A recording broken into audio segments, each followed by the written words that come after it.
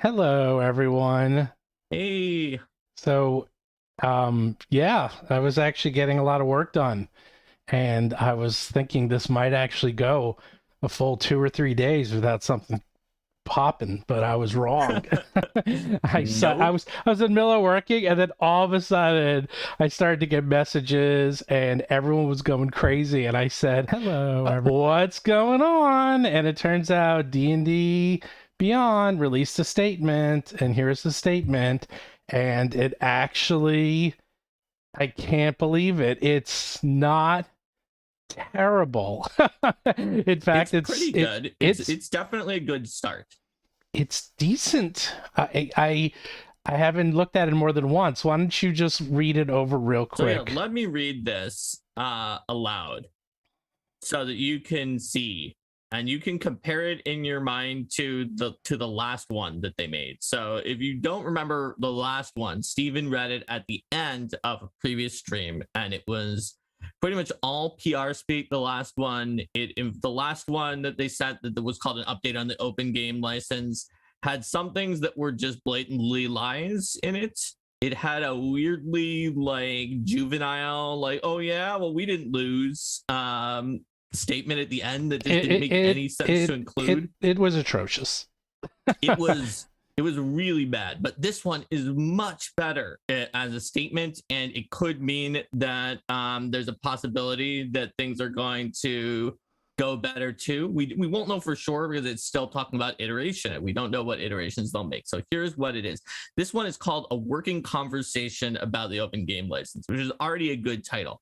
Then the fact that it says by Kyle Brink is as the next line is great, because the other one was by D&D Beyond staff. It was nameless. It was a nameless, faceless comment that was just. Except Kyle Brink has been a member for 1 hour and 24 minutes on D&D Beyond.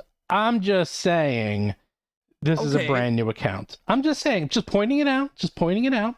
Okay. I'm just saying that being by a person is Mm-hmm. better than just being by a faceless entity who doesn't own up to the statement, right? Mm-hmm. Mm-hmm. And obviously, if it was by like somebody who we knew or trusted, that could be a different story. But I think it's good that it was by Kyle Brink. So it says, Mm-hmm. "Hi, I am Kyle Brink, the executive producer on D&D. It's my team that makes the game we all play.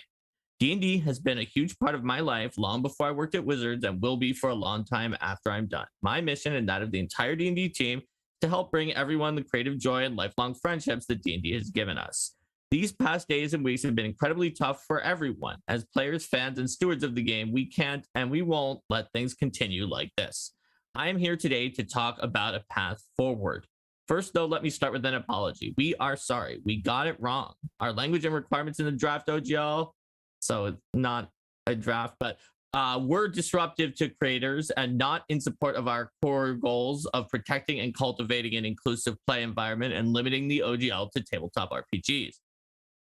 Then we compounded things by being silent for too long. We hurt fans and creators when more frequent and clear communications could have prevented so much of this. Starting now, we're going to do this a better way, more open and transparent with our entire community of creators, with the time to iterate, to get feedback, to improve. If this sounds familiar, it's because it's how we do it for the game itself. So let's do it that way for the OGL too. We'll listen to you, and then we will share with you what we've heard, much like we do in our Unearthed Arcana and 1DD playtests. This will be a robust conversation before we release any future version of the OGL. Here's what to expect. 1. On or before Friday, January 20th, we'll share new proposed OGL documentation for your review and feedback, much as we do with playtest materials. 2. After you review the proposed OGL, you will be able to fill out a quick survey, much like Unearthed Arcana playtest feedback surveys. It will ask you specific questions about the document and include open form fields to share any feedback you have. 3. The survey will remain open for at least 2 weeks, and we'll give you advance notice before it closes so that everyone who wants to participate can complete the survey. Then we will compile, analyze, react to, and present back what we heard from you.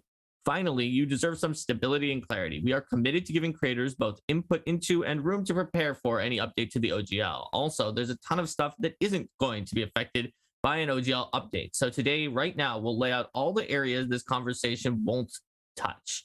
Any changes to the OGL will have no impact on at least these creative efforts. 1, your video content, whether you're a commentator, streamer, podcaster, live playcast member, or other video creator on platforms like YouTube and Twitch and TikTok.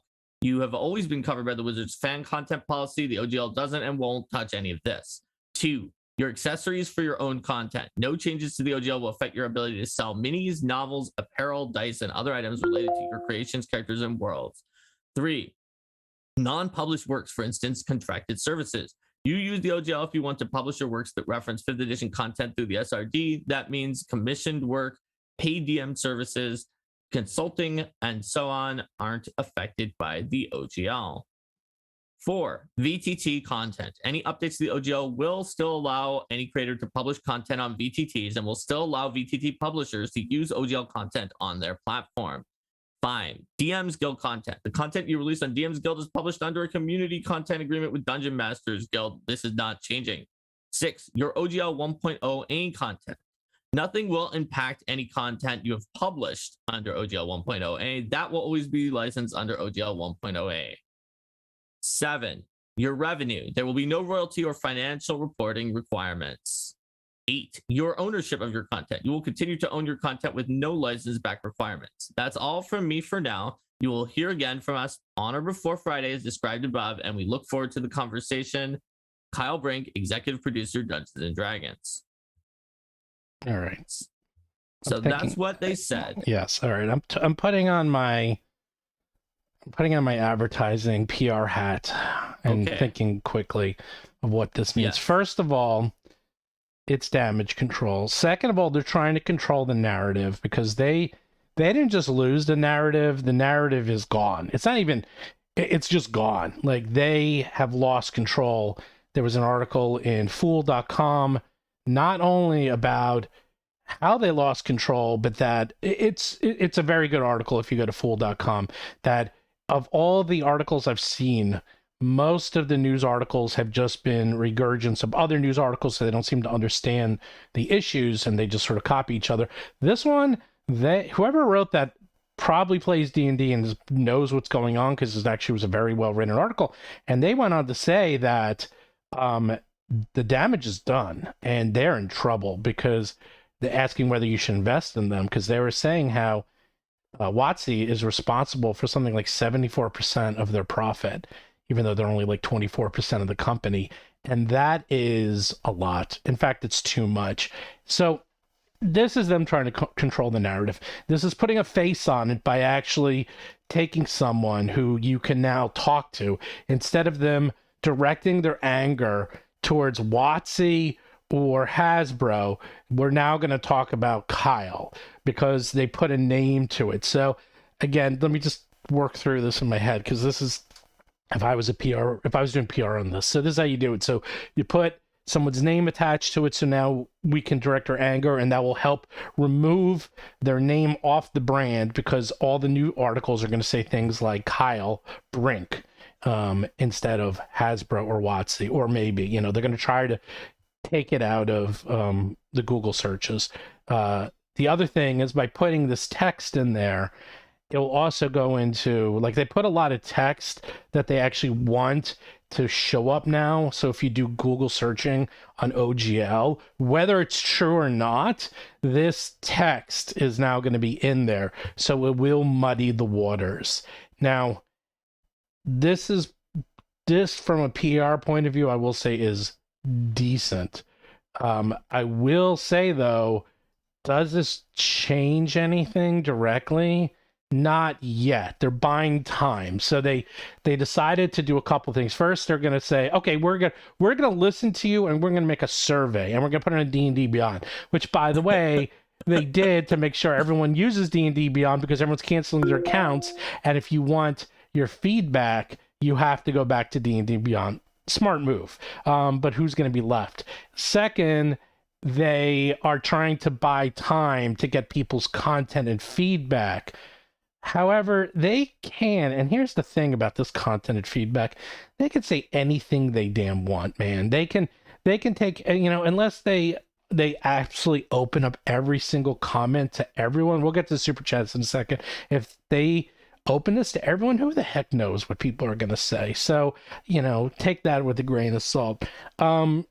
but again, they said here they're interesting. Their language is very deliberate. Like your OGL 1.0, because that's all I care about. The OGL 1.0 content, nothing will impact any content you have published under OGL 1.0a. That will always be licensed under OGL 1.8. They actually said that in the last statement. So they didn't say flat out, which is still what I'm waiting for, is them to say in writing that we have no plans to revoke or do anything with OGL 1.0a in any way, shape, or form. That's because that's their key goal, right? I think it's possible that these drafts and this process will force them to pull back on that. But I believe that at the kernel, that is like in this pull back and forth, this negotiation that's going to happen on these playtest OGLs. That's the last thing that they're probably going to want to not negotiate out unless they absolutely have to. Yes. Is that they do, I think, now it's not clear. They did muddy the water a little bit here.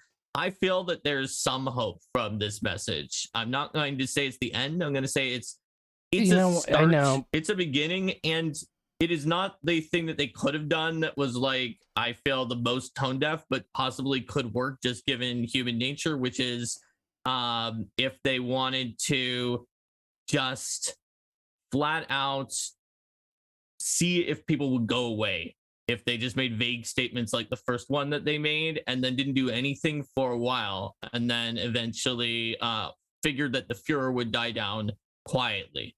But by iterating and putting out a bunch of these, they've at least ensured that it's not going to go out quietly, because there's going to be a whole bunch of these and it's going to start a new news cycle every time they do it. Yeah. But so if they didn't have any intent to negotiate, to at least try to get some people to on board with them, then this is not a good strategy, right? Because it's going to put this in the news every time it happens. And if they just are continually doing something sneaky but that is noticed by content creators, everyone's just going to be talking about it again in a way that's bad for them. So I at least feel like they think that they're going to be willing to compromise enough to get some people. Now, the problem is that they may be underestimating how many people also on the side of creators have do not revoke 1.0a as, and also don't put in the clause that says we can change it anytime after you've already signed up, and you have to destroy your products if you don't go with the change.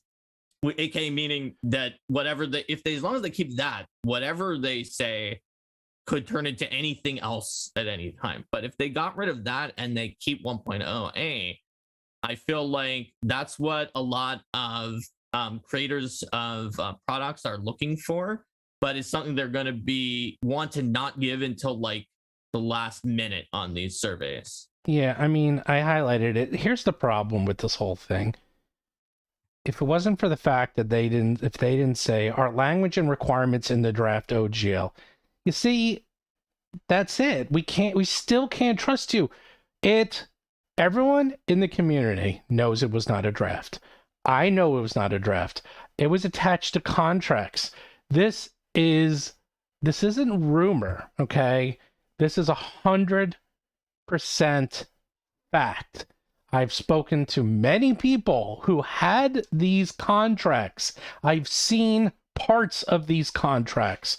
They were executable contracts. So stop lying. Stop saying it's a draft OGL. That is simple. It's like, dude, you can't lie. If you lie once, then you might as well just give up. And that's the problem. It's like, why couldn't he just have not written the word draft? Because I see why he wouldn't be willing to be like, we lied, it wasn't a draft, because that's going to make them look even worse if they admit that at this point. But he could have at least to try to just not use the word draft. It wouldn't have admitted that it wasn't a draft, but at least would have shown people that he wasn't going to stick with that line. That's like the main thing for me. That I mean, you could tell because I read it without editorializing, except you read it plain. Draft, and then I was like, not a draft. It's not a draft. That's the thing. It's like, why did you almost did it? You came there was so no reason that he needed to do that. Close. You came so close to making us maybe believe you, but as soon as you say that, I can't trust you guys ever again. And Steven, you froze for me for a bit. Was that me? Or no, I got up. I got up. Oh.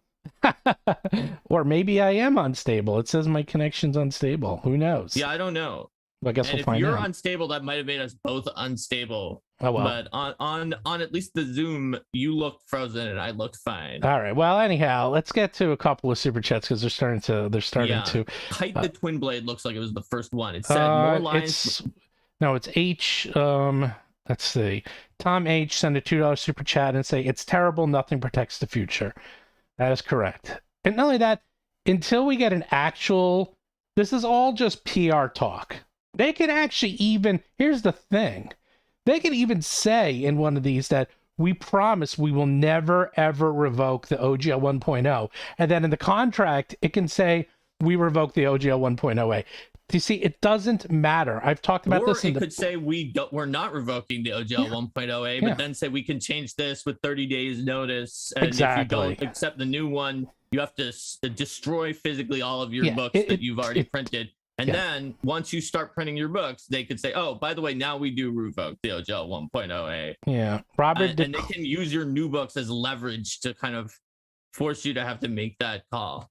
Robert DeClaire said, I see they're still insisting that thing was a draft.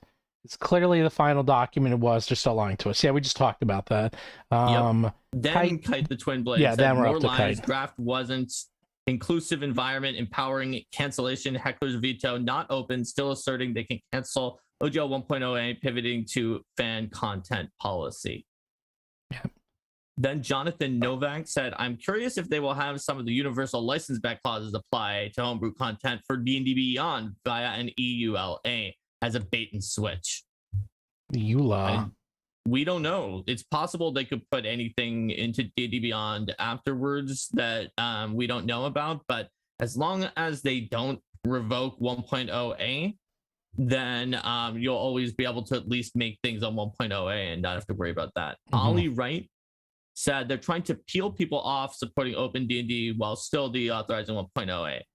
That's the strategy is to find people who the big thing that was their point of contention, their biggest point of contention, the one thing that they needed the most is not 1.0A, and try to give enough to pull those people off and hope that that's a large enough percentage of the people. I think a lot of people in open D&D movement, OGL 1.0A, unfortunately for WoTC, is kind of the biggest ask, the most important part of this.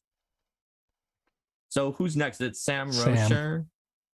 Yep. So Sam Rocher said WoTC needs to apologize directly for their lies and gaslighting they published in the previous D&D Beyond article. Without addressing that, it's going to linger like a cancer in their credibility. Also, get the Battle Zoo Dragon book. It is amazing. That's you, Mark. You wrote it. I did. I didn't want to. It's tough because when you're in a third party, you have to kind of pump yourself up, but I don't like being like, it's me, I wrote the amazing thing. It's amazing. That much. Yeah, it's simple as this. A lot of people talk about gaslighting. You know what? My lawyer said it, Ryan Dancy said it, Bob said it, the IP attorney. Until you see the contract and until you see the license language, it's all talk. And they're buying themselves time. Basically, by putting out this survey, they're going to buy themselves 2, 3, 4 weeks. By then, there'll be something new in the news. This will be old hat. Even it's a smart strategy because once it leaked to national news, that was it. I saw it go from our community to larger communities. By the way, there's a beep. I have no idea where that beep is coming from on my computer. I will turn it off if I can figure it out. I have no idea. It's been going all day. But yeah, it's in investor news. It was investor. It was on, a like, C- NPR. It was CNBC. everywhere. It's going everywhere. It was everywhere, and that's it. Like, it may hit the major news cycles. Like, you know, I saw radio interviews. I mean, that's it, man. It's like they lost, but that's only the first round. I was also thinking about this.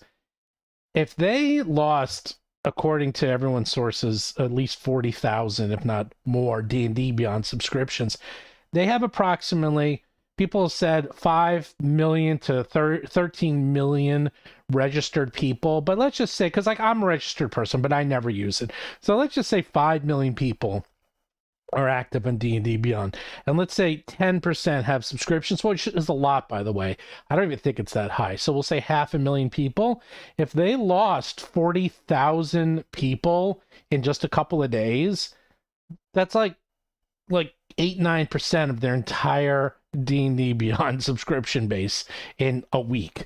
That is gargantuan. They have to start. That's why they came out with this.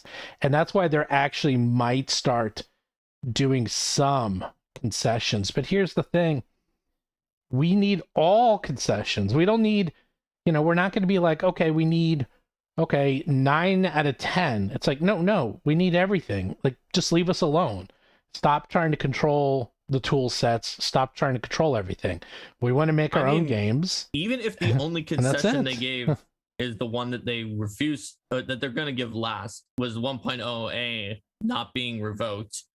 Like, at the very least, creators could just be like, okay, then we won't sign this new one, but we'll just stay with 1.0A, right? Like, that's the only one that is needed the most, is just to not bother people who want to stay with 1.0A. Mm-hmm. But it would be nice to get all of the key points as a concession so that you could continue with 2.0 also. Well, it has to be also that it can't be changed on the whim. Like, it has to be like 1.0A is that, like, this is 2.0 and that's it. And we can make 2.1 if we wanted, but 2.0 is always around. Like, we're going to start getting to the next, like right now we're just talking about they can revoke 1.0A.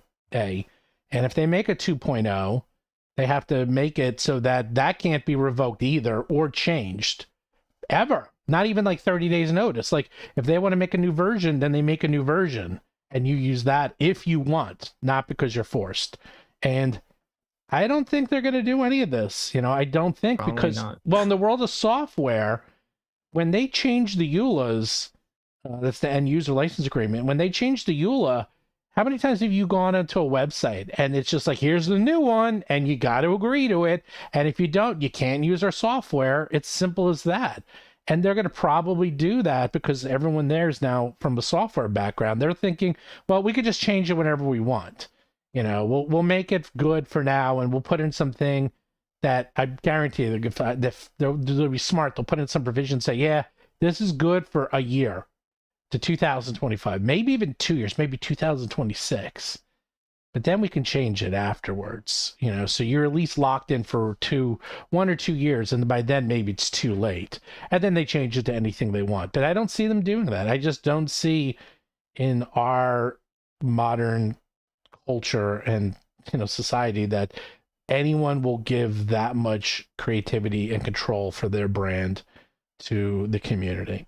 Simple as that. I think you're probably right, but for me, Stephen, there's sort of 2 bars that they need to pass. The first bar is the bar at which I will be like, okay, fine, you have this 2.0, it's terrible for creators to sign up for, but it's not causing any problems for creators who don't sign up for it and just do whatever they want to do in 1.0A. So we can just live and agree to be in our own separate places. And I won't sign 2, but also it's not a problem otherwise. That's the first bar. And to clear that, they just need to make sure they're not going to revoke 1.0A. Even if their agreement for 2 is really bad and it's just a horrible deal for anyone who signs it, as long as it doesn't also mess with people who don't sign it, then I'm at least like, okay. I'm not thrilled, but I'm okay. That's at least at level of 4th edition with the GSL, right? Then there's the higher bar, which is not only that, but this is a good license. I want to use it and put 1D&D stuff I want to create for 1D&D using this license. And Steven, they will have to do everything you just said. Thank you. I really don't think they will. I don't think if they will want either. To clear that bar. It'll be a little easier to clear the lower bar, but I still think they don't want to clear that because they don't want to keep 1.0A around. Yeah, I mean, here's the thing, and I'm seeing this. I'm happy I'm seeing this in the chat. Everyone's like, you can't trust them. You can't trust them. You can't trust them. You can't trust them, okay? It's simple as this. I don't know how many times I've seen this where people will look at a contract and they'll have a clause in there that's kind of shady. And you're got to say, well, they'll never do that. And the first thing my lawyer will say to me is, yeah, but what if they do? Don't think about will they never do that because it seems outrageous. Unless it says otherwise, you have to assume they will do that. And not only that, if Wizards of the Coast is sold to someone else, maybe that company will do it. Even if they didn't intend to do it at the time that they made it, you have to worry about that. That's what my like when I was talking about contracts, even just for Roll for Combat. And Steven, I really, really trust you, but my lawyer I was like, do we even have to worry about this? My lawyer said it's like in a marriage when you're doing a prenup, or the point of contract law is that it covers you for that bad case scenario that you never expect will happen, that somehow could happen due to some incredible difference, a new ownership. No matter how much you trust someone, the contract is there to protect you from a catastrophe, a disaster, that thing that you never expected. So if it has a shady clause in there that can cause a catastrophe or a disaster, that is not what you want from a contract. Yep. So we got a couple more. RJ Esposito said, they've said nothing new. All the new OGL needs to be is 1.0B. That is the same as 1.0A with the word irrevocable in it. Then give it to a trust. So and that'd be good. That would be good. They're not doing that. Darkwin for $5 said, is this article binding? I assume not. If they change their mind, they can. Royalty. Yeah, this is nothing. It means nothing. Binding? No, it's not binding. They could make it binding, but it's not. So this is just a press release, and now it has someone's name on it. You could say it's their blog and their opinion. Who knows? It means nothing. Michael DiCarlo. So if they tie 6th edition to the new OGL, actually GSL 2.0, but leave 1.0A alone, allowing for, wow, I got a lot of acronyms in here, allowing for 5th edition, third party indefinitely, is that a win? Probably means backwards compatible is bull, and at least the VTTs are safe.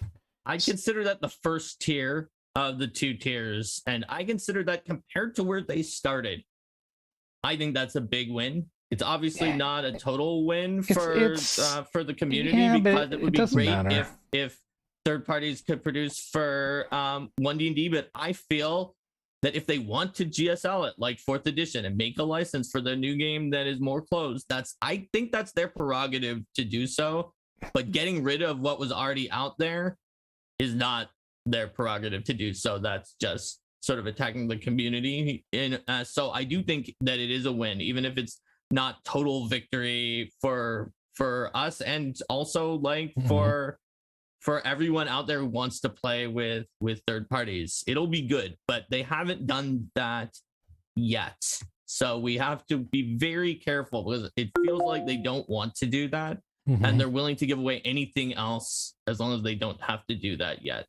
Yep. Severin said, unfortunately, if you've already added anything to D&D Beyond, you've already given license for use, similar to the 1.1 language that's been there for years. That actually is true. And probably no one thought about that. But if you added like custom monsters or magic items or anything to D&D Beyond, they own it. So just saying, that's a very common tactic, is that these tool sets is like, like if you put anything on a tool set, those people will usually use your data or own it, or at least use it for marketing purposes. So unless it's off the cloud, it's probably being used in some way.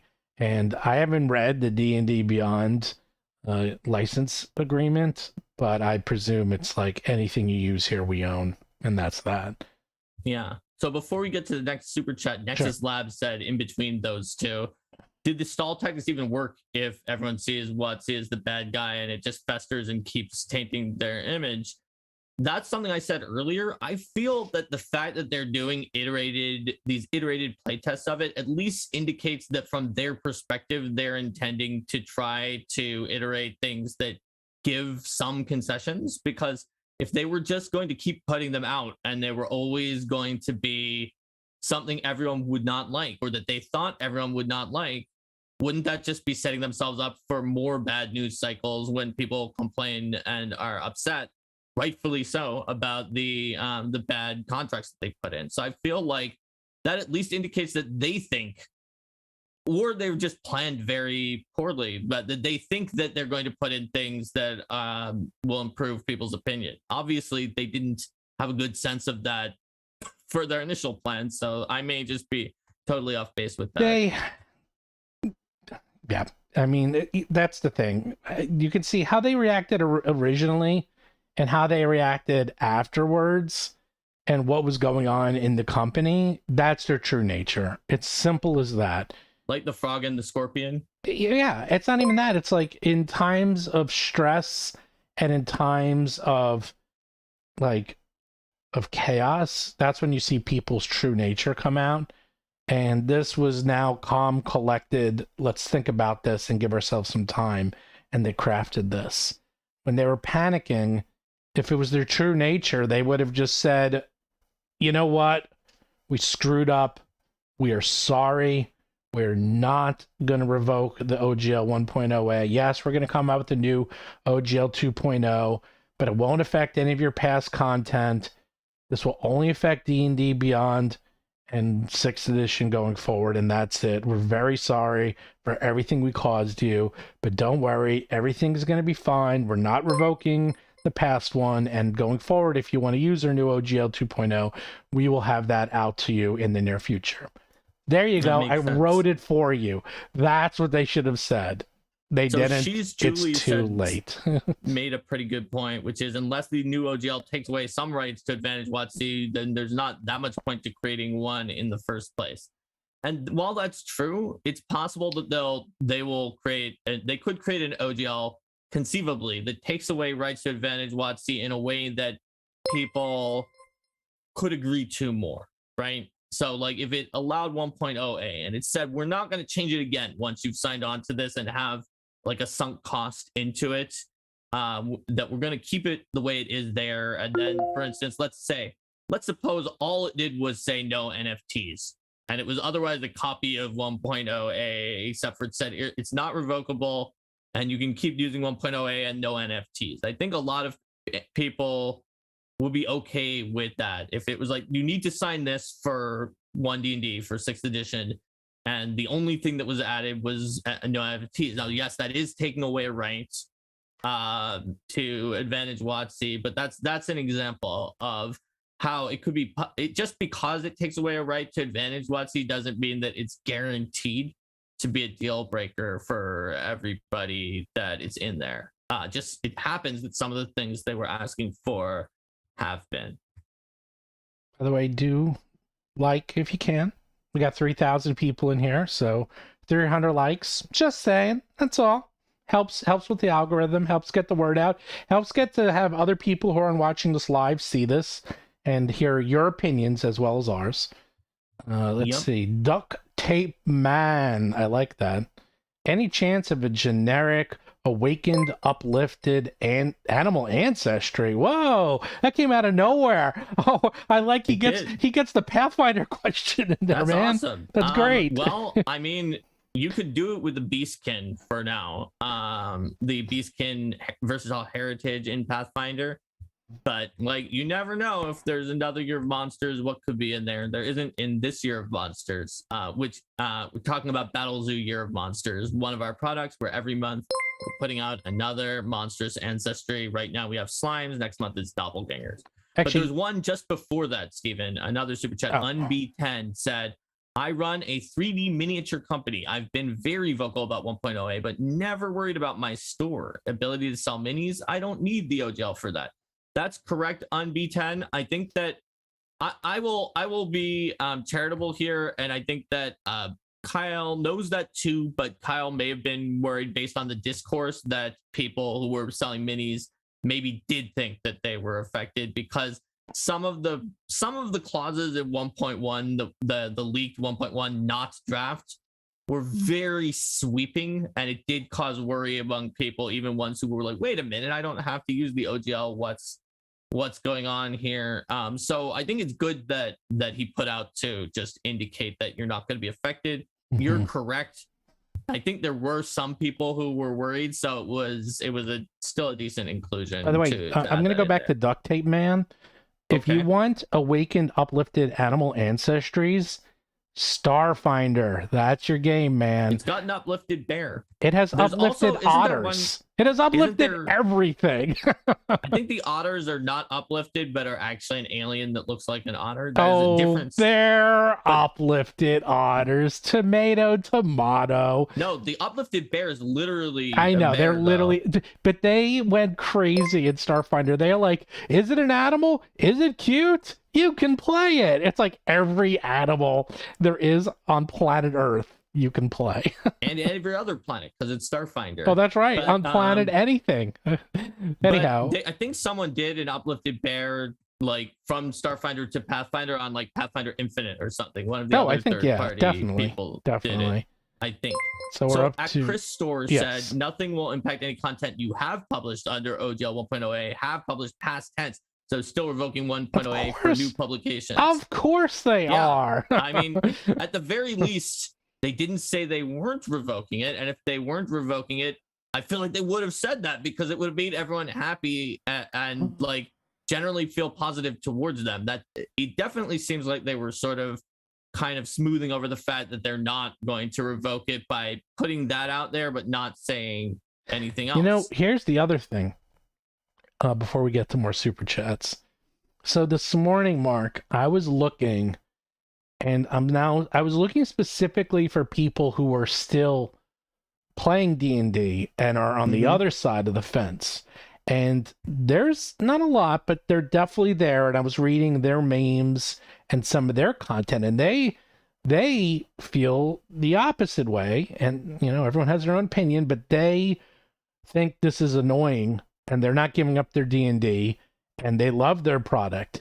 And strangely, this is where it gets really strange. If everyone who's anti-OGL and against this canceled their D&D Beyond subscriptions, and the only people now who can answer this survey are on D&D Beyond, they're probably going to get an extremely lopsided opinion from the public, because the people, I forgot there's a name for this in statistics. I took 3 years of statistics in college. I can't remember the name, but Derek would know. But the point is that we are going to get a very, very bad and narrow survey from not the people they want to take the survey, which is us. That's a huge problem with a lot of these surveys. Like, I've done a lot of surveys for a game company, for Paizo, and the problem with all of them survivorship is that basis. Yeah, I think that's it. Yep. Bingo. If you're just opt in, then all you can really say is that you have the opinion of whatever set of people decided to opt in, which are usually not representative of your actual population. The only way in a gaming company that you're going to get something that is theoretically representative is very expensive. You could pay a big company to just go out there and survey random people that are representative throughout, like, let's say you wanted to do United States as your set of people rather than just whoever answered the survey. Because doing the whole world is too hard. So you just do it throughout the United States, how they would do it for a political survey. And then the first question is, do you play Dungeons and Dragons? And you only keep the people in that who say yes. If you do that, you're going to get a representative sample as close to one as you can get. But if it's opt-in, you have this big bias. So anytime that we ever had data at Paizo, and we'd be like, well, of our fans, someone would say a comment, and I would say, just to remember, it's only of our fans who chose to opt into this survey, which is a subset that probably have certain factors about them, such as being like the more active fans. So, by the way, I'm going to do another 100% accurate prediction. Okay. Because I see people are saying that you don't need to have a paid account. You just need to have a D&D Beyond account to take the survey. We haven't seen it yet, but I'm presuming that's going to be true. It's going to be in 2 days at the latest. In 2 days. Here's my prediction. My prediction is they're going to have a sale that if you want to subscribe to D&D Beyond for 6 months to a year, it's going to be like half off or a quarter off. Some insane sale that they just happen to have while they're doing the survey to try to get all those people back. And it's unfortunately probably going to work in some ways, because having someone back, even if it's at 25%, it's better than zero. So let's see. And they might keep it going, yes, for full price right. afterwards. Especially if you do a yearly subscription. I'm betting that is going to be on that page. That's what I'm saying. That's what I would do. If I was them, that's what I would do. So where were we on the super chat? I think it was Ollie, we're up right? to Ollie, yes. Saying WoTC are all in on their VTT walled garden. Yes, they're all in. I've been saying it all along. They're all in. They're never going to give up. Too much money, too much effort. Video game development. It's basically a video game at this point. I've had some conversations to like, how is this so hard? Because there's 2 parts to it. There's the D&D Beyond website, which is basically a database site. No big deal. Those are actually pretty easy to fix and change. Not crazy easy, but not bad. And they have their VTT, which is a 3D virtual tabletop engine. You can't change those, okay? They take a long time, I mean years, to modify and change. It's too late. Like, they're all in. They either cancel it or delay it. That's it. Those are their 2 options. Well, there's 3 options. Third option, they keep going. So they either keep going, they can change it and delay it, or cancel it. They're not going to cancel it. They spent $146 million to buy it, and they're making 6th edition D&D because of it. They're probably not going to change it, because then it'll be delayed past 2024. And internal documents have said that it is launching, and they even said publicly, I believe, that it's launching in 2024, which means they're going to keep it. There you go. That is my prediction. And yeah, it makes sense. Yep. We're up to Devil Ham. Yes. The emphasis on video content is to keep the YT and TT influencers making 5e videos at the rate they are now, and to keep CR from jumping ship. So, Critical Role definitely has their own license, and so they are very unlikely to be affected directly by the OGL because they have their own license. Like, their Amazon series is, the thing is big. This is not going to go out because, Vox Machina, the next season starts on Friday. You know, you know what I was watching, Mark, when this broke? What? I'm up to season 1, episode 7, The Legend of Vox Machina. I'm actually watching it while we're talking, because There you go. Why are you watching it while we're talking? Well, I'm not watching it before. Sorry. Before this broke, this is what I was watching. Hey, it's good. I like it. I better like than it. watching actual plays, because they really have amazing pacing on it. It's good. It's good animation. Yeah, I love the voice acting, and I'm very excited about the new season. But because Amazon releases the episodes 1 week at a time, this is not going to be dying anytime soon. And they probably did that on purpose, because they're thinking, this is great. We release it, we come out with season 2 of Vox Machina, we keep it in the public's interest, leading right up to the movie.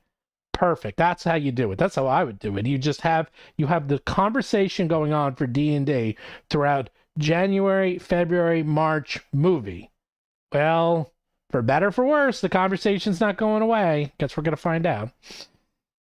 Yeah. We're up to Fern. Fern Love Bond. If they wouldn't use the clause, why write it in? That is pretty much true. They might also have lawyers who said the same thing that the person I talked to did, which is put something in there for a contingency in your worst case scenario. But even then, it can be turned into something that they just use proactively in other situations.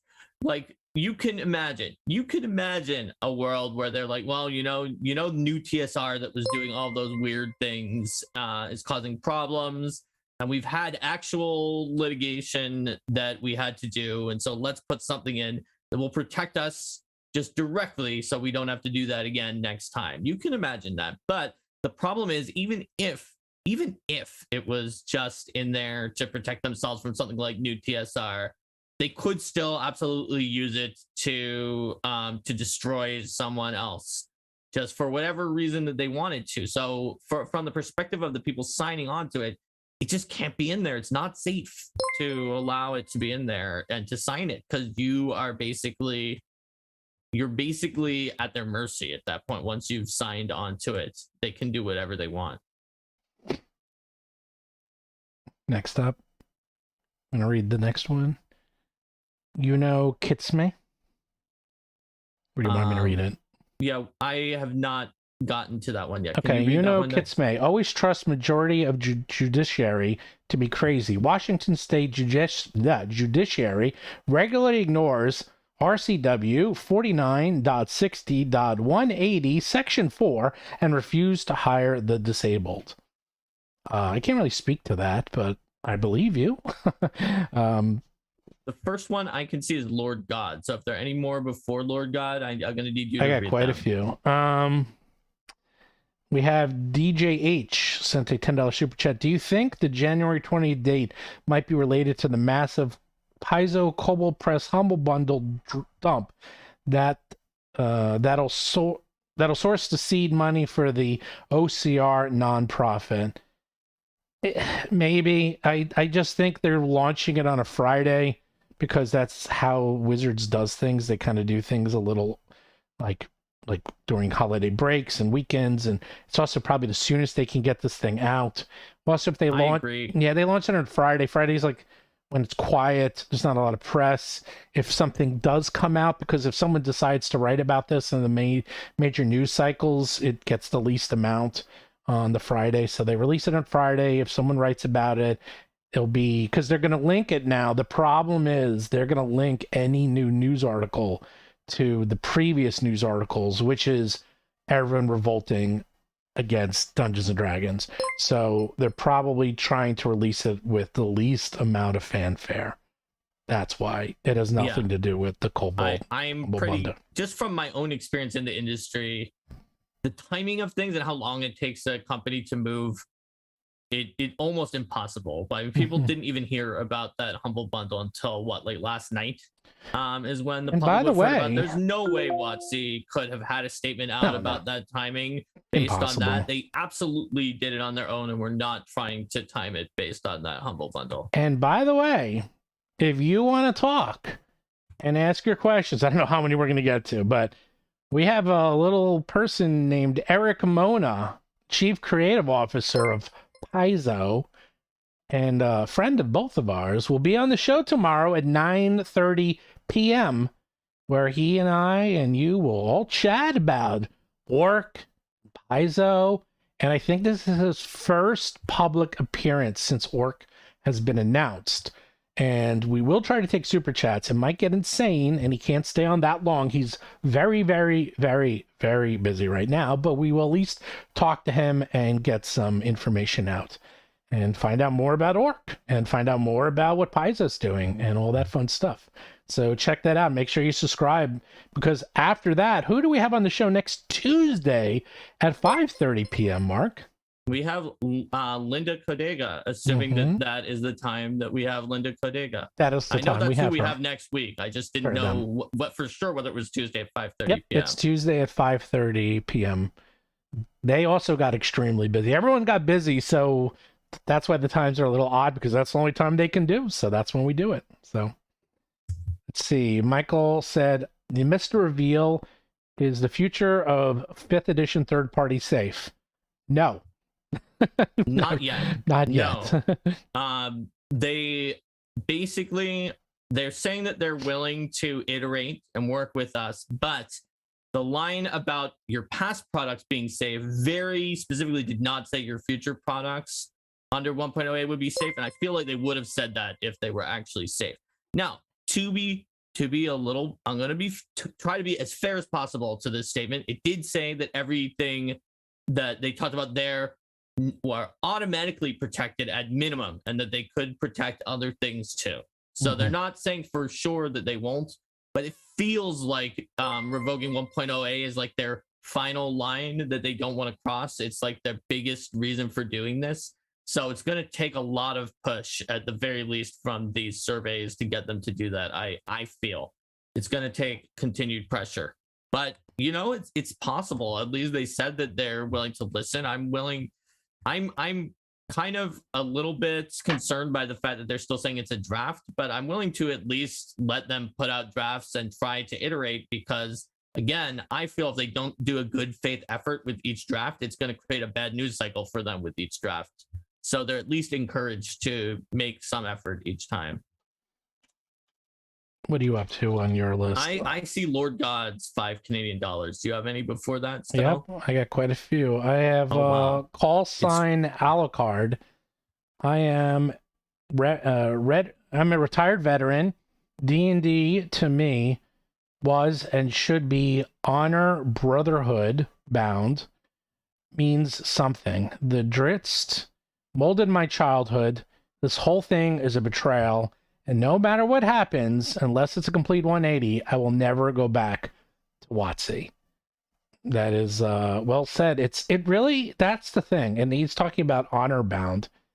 It's like if you lose the community's trust, what more do you have? I mean, you know, it's interesting because there's companies like EA, which is continuously voted one of the least liked companies in the world. But you don't need to trust them because they come out with video games and it doesn't affect anyone else. Like in the world of software, a lot of software companies are not trusted, but who cares, because they come out with, you know, a product that you buy and then use.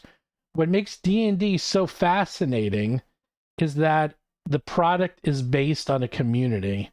And if anything, the community is the product. And by this, they did this misstep. I guarantee this is going to be studied in business schools for years and years and years to come. You lost the community, you lost your brand, and they didn't. And a lifestyle. Yeah, and a lifestyle. They didn't understand that this was a lifestyle community brand. It wasn't even just a lifestyle, it was both. And your entire reputation is based on community trust. And at this point, it doesn't even matter. I mean, like, I'm covering this, to be honest, because I think everyone here seems to be interested in it, and I think it's important to talk about. I don't even think it's worth covering personally anymore in some way, because what can they say that is going to make anything better? Nothing. I mean, if they reverse completely, if they make 1.0a they're safe, not going to, though.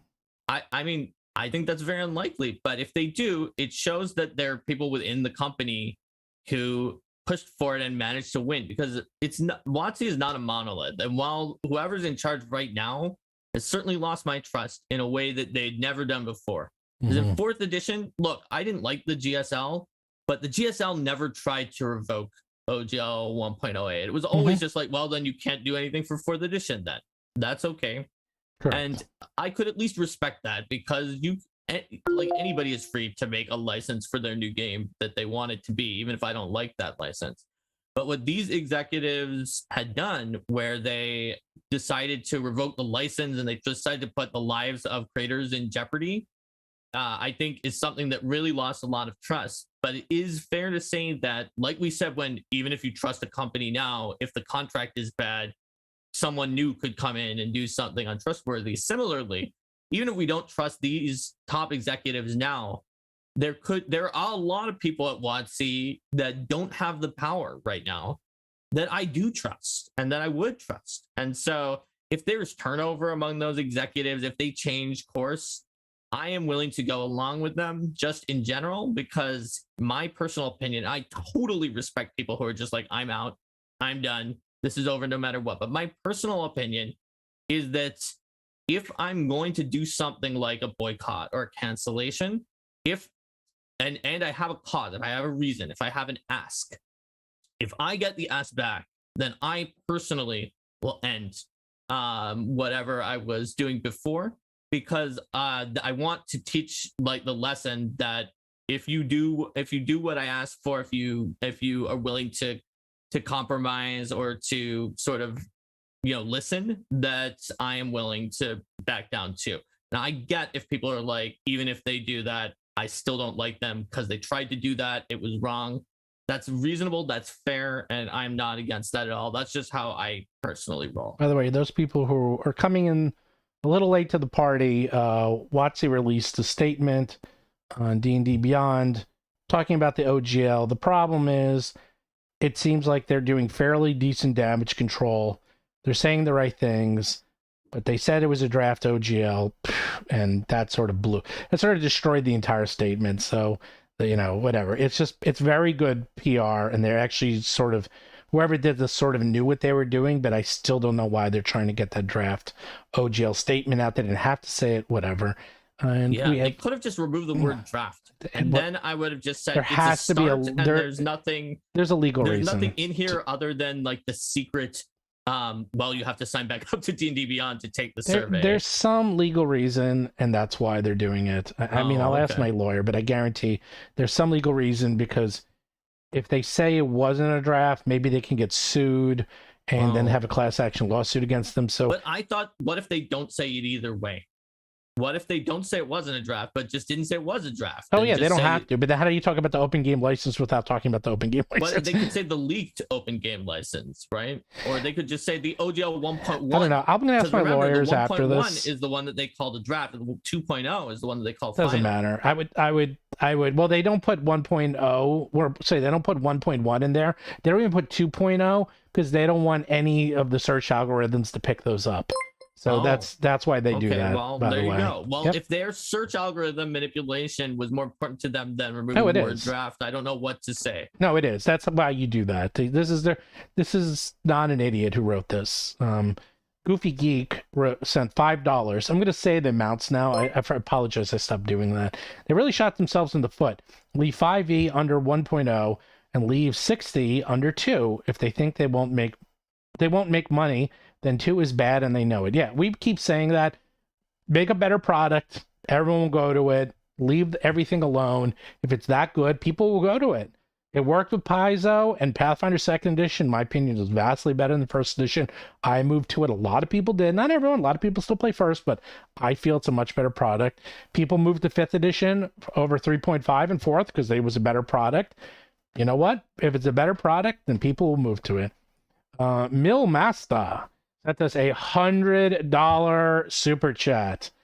Thank you for all your great work on this.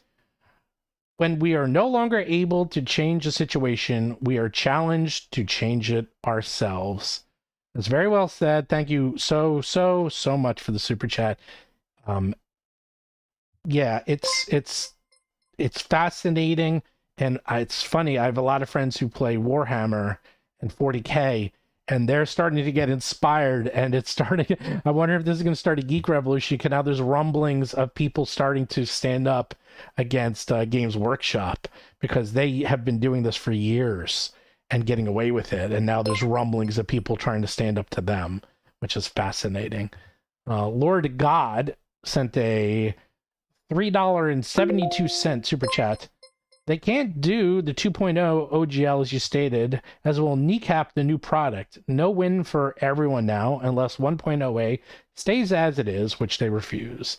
That is correct. Again, in the end, nothing has really changed. That's why I feel like I am the most broken record of all time. I've done 50 of these videos, and I keep saying the same things. Sean Wolf sent a $2. I have actually caught up to these super chats. Oh, you're up to Sean Wolf? Use them now for a while. Yeah, Sean Wolf, $2. To give feedback, you need to be on D&D Beyond. Lol. Yes.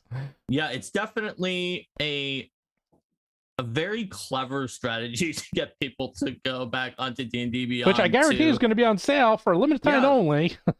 Steven, you've been right in all of your business predictions before. I think you're going to keep up your record of 100% on that. So Victoria Buswell, for £5, it looks like, said, one good thing to come out of this mess is that I found this channel. Thanks for all your insight into the situation and keep up the good work. Thanks, Victoria. Thank you. It's nice of you. Aaron Mortar says, Battlezoo Decade of Monsters next year. Well, I don't know about a decade of monsters. We'll have to check with all of our people for that.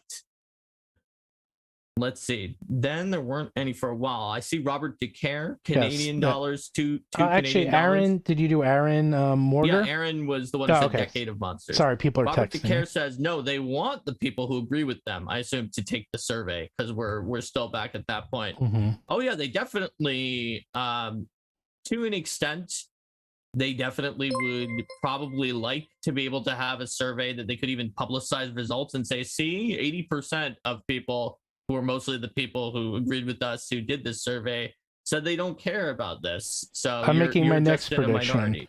Whatever this survey comes out, they're going to data mine it and make sure that it will be in their best light. They're going to manipulate the data and put it out there saying, look, it wasn't as bad as it. People are blowing this out of proportion. Look at the survey data. This is what people are interested in. And OGL, yeah, that's here, but look at these 10 other things that people are interested in. And we're going to address all of those things. Every one of those 10 things. And then you're like, well, what about the OGL? Yeah, we said we're going to address those 10 things. We're taking care of all of them. That we used to do. That's a joke in my business circles where we always tell, it's like, oh, look at all this stuff over here. It's like, we don't care about that stuff. What about this over here?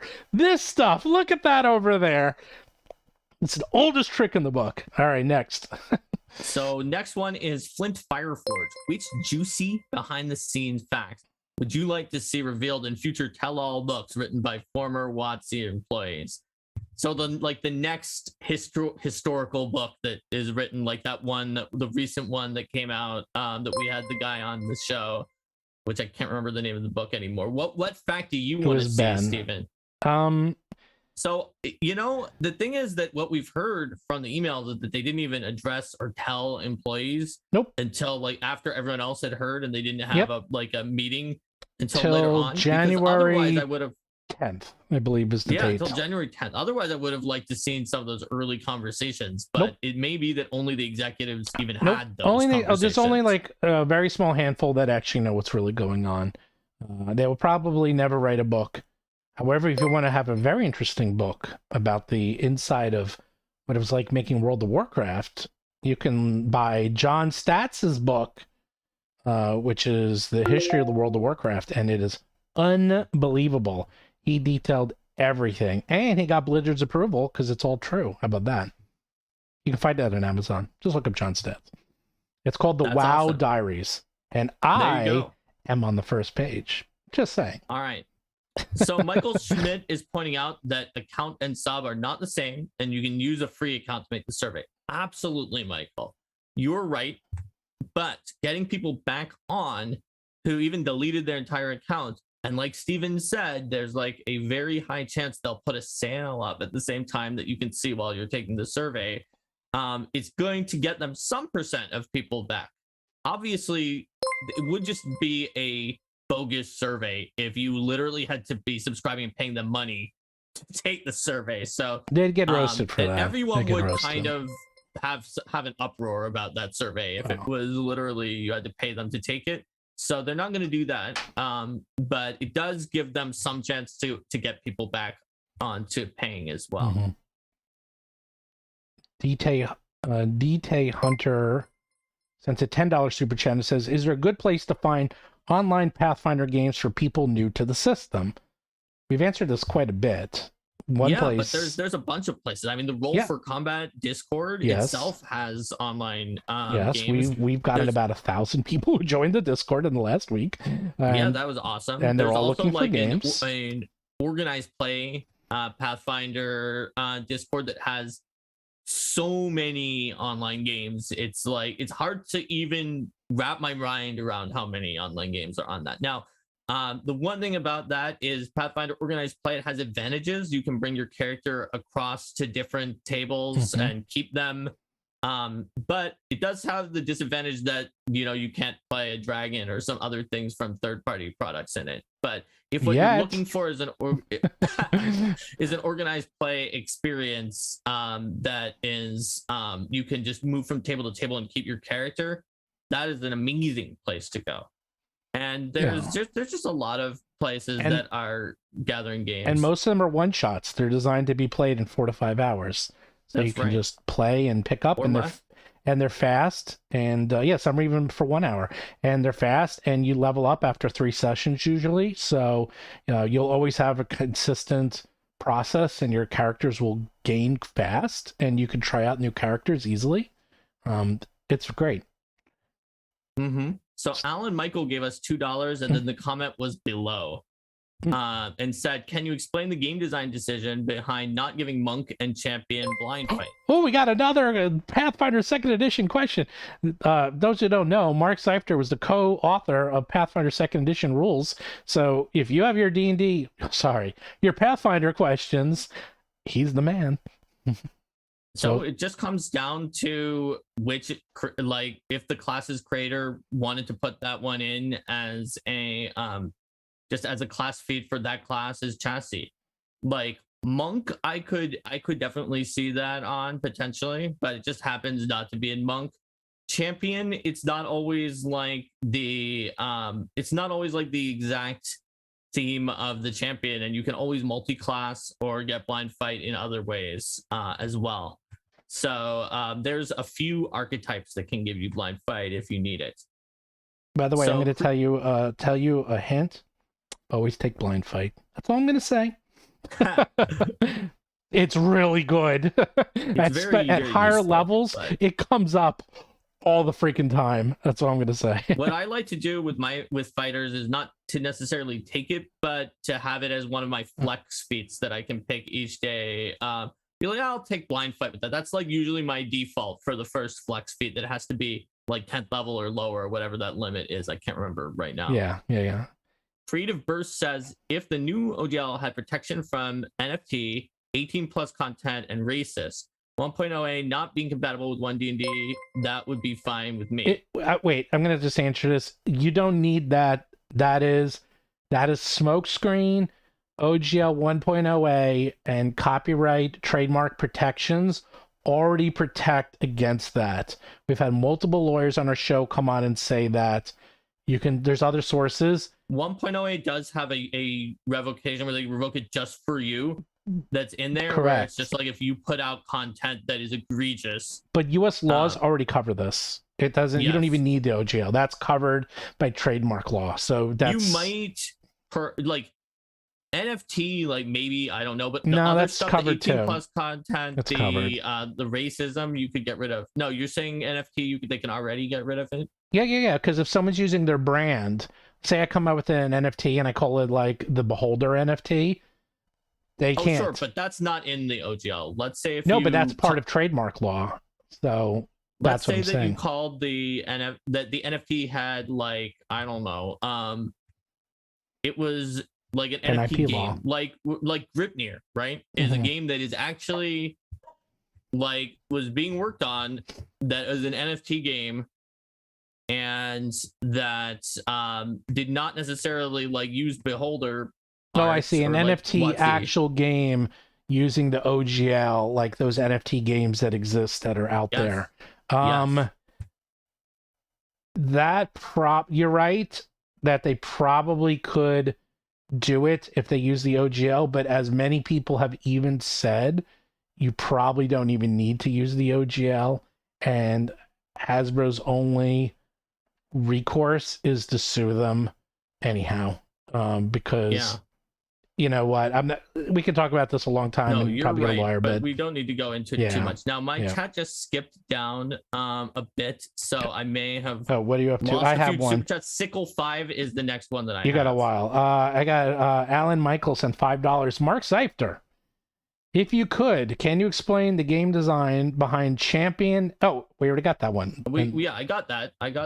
And I got the next one after that from Creative Burst, but then my chat just skipped a while and cut off. So Sickle 5 is my next one. Trainonic, for $10. The biggest problem with this conversation is not what is in the new OGL, but that they still want to push the new OGL. They shouldn't be trying that in the first place. OGL 1.0A should still stand. And yes, but they're trying to push a VTT, so they're going to need either a EULA and then license agreement, or they're going to need a new OGL. Dude, the whole reason they're pushing this OGL is because they're trying to get rid of the old one. You're 100% right. In fact, they don't need to do anything. They can just leave it alone. They're not going to. They're trying to revoke it. End of discussion. Q Necron said $5. Local tabletop shop has moved D&D to the bottom shelves and no longer recommending them as starter default. They also are out of all things Paizo. I have been talking to retailers and distributors, and I will not say who said it, but one of those people said to me that, quote, Dungeons and Dragons has fallen off a cliff. That's all I'm going to say. And they said that to me in quotes in a chat. I have the actual text. Sean. Yeah, and at the same time, last night, a lot of people in the stream that Linda and I were running came on. And so what we found out is that game stores in multiple countries and their distributors and Amazon have sold out of Pathfinder stuff. Correct. And not only that, Pathfinder just printed the 4th printing of the core rulebook. We know because they put out an errata that was like, this is the 4th printing errata. Just like, and when they do a printing in Pathfinder, right, they're always like, okay, so, you know, the more we print, the more money we save per book. So we should print as big as we can. If we print too many, we'll have to hold on to them in our warehouse. We could even lose money if eventually people don't buy them. So they would print the maximum number that they thought was safe to print without just literally having to sit on them for years. And they did that, and then they sold out immediately, or so it seems. Maybe they didn't sell out, but so many people can't get it, including Amazon, that I think they sold out. What did you say, Steven? Eric will talk about that more tomorrow, I'm sure. Okay. But that's amazing. That's going to be really good. We can talk. I'll see if Eric is willing to discuss that, but okay, fair enough. They're doing really, really well. Sion Arcalade, I believe that, $5. Sorry if I butchered that. Do you think things like Orc and the new OGLs are independent SRDs by Free League and Morpheus are going to act as checks against WoTC? Can't hurt. Yes, everything that makes the game content more open and more dispersed is going to help, because they're trying to control the tools and turn it into what's called the walled garden. And a walled garden is a software term where you basically put everything into the garden and they control the garden. And they're trying to put up as many walls as possible and try to put, like, the first OGL was their true intent, is they were trying to put in obstacles, walls, make it really hard for people. Think about it. You would have to upload all your content after you made $50,000, register with them, give it to them, the steps you had to take were insane, to the point that why even bother? So they were trying to make it a very, very difficult process. And that's the oldest trick in the book. It failed. Everything failed. Now their last step is, well, all of our tools to prevent distribution have failed. So we're going to go back to the last one, which is we're just going to put up a walled garden. And we're going to try to make it sound like it was your idea through these surveys, through our discussions. That's my other prediction, is that they're going to make it sound like, well, sure, we both won. Like, yes, people are upset about the OGL, but we have proof here that the vast majority of these people don't care about the OGL and are much more concerned about things like 3D animations and having games to play and finding people to play with and cool special effects for spells. Like, again, I used to do statistics a long time ago in a different life. You can write a survey if you want, that will get any result you want if you're good at your job. It's very, well, I won't say it's easy, but if you know what you're doing, you can bias that survey. Simple Trust as me, that. I was trying to make non-biased surveys at Paizo, and the amount of work you have to do to make an unbiased survey is way more than to make a biased survey. There's so many subtle ways you can do it. For example, whether or not you put in an option that's like neutral, that's in the middle of the options of how much you like something, makes a massive difference on what the result is going to be at the end, or how you phrase the question. If you put it so that it's always one directional, you'll get a more unbiased answer, by which I mean, like, how good is this? Extremely good, very good, somewhat good, not so good, not at all good, is better in some cases than being like very good, good, neutral, bad, very bad. If you put it in two directions, it can cause some weird biases. There's all sorts of things you can do in a survey that will skew the results. But even if they do the survey and find out that 30% of people are upset about OGL 1.0A or something like that, that's huge. That's so many people. So they just came out. Kobold Press just came out with a big announcement on Black Flag. Do you want to cover that for a bit, and then go back to the super? I mean, we sure can, but I need to look to see what their big announcement on Black Flag is, because I was not reading it since we were in the middle of super chats. Where would I find that? I just sent it to you. Project Black Flag update, sticking to our principles. Yes, it was just sent out. Let's see, about an hour ago, according to my time and here sources. It is. It's from Kobold Press. It says, we want to start by saying thank you all for the outpouring of love and support this last week. Project Black Flag is sailing new waters toward its new destination, and we aim to continue to update you weekly. Special thanks to William O'Brien for staying up all night listening to Man of War and painting our feelings into this beautiful piece of art. William painted the image shown here out of passion for Project Black Flag, what it stands for in our community. We know you've got questions, and we've got some answers. What exactly is Project Black Flag? Project Black Flag is the codename for an upcoming Kobold Press new core fantasy RPG system available to any publisher or creator who accepts the terms of the soon-to-be-released Open RPG Creative License, ORC.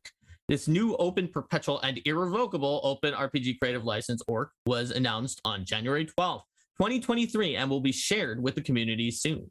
Kobold Press expects to support both print and digital formats for Project Black Flag's final release, and Deep Magic, both volumes will be forward compatible with the Project Black Flag rule system. What about the open part? Project Black Flag will support open RPG content under the Open RPG Creative License, usable by anyone. Open content will be released after playtests conclude. When are the playtests coming? We aim to release the first phase of the Black Flag playtest pack in February 2023. To receive information on the playtest process, please fill out the form here. More phases of Project Black Flag playtesting will roll out over the next few months as we build to a Kickstarter. Your review and comments will help shape the game's final form. How do I playtest in person? Gen Con 2023 is right around the corner. We need volunteer GMs to help us with our first convention playtest of Project Black Flag.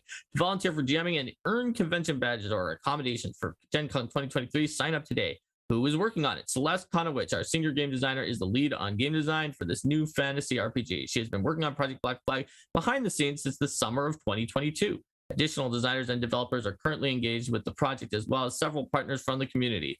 We will have more announcements on the creative team and project partners soon.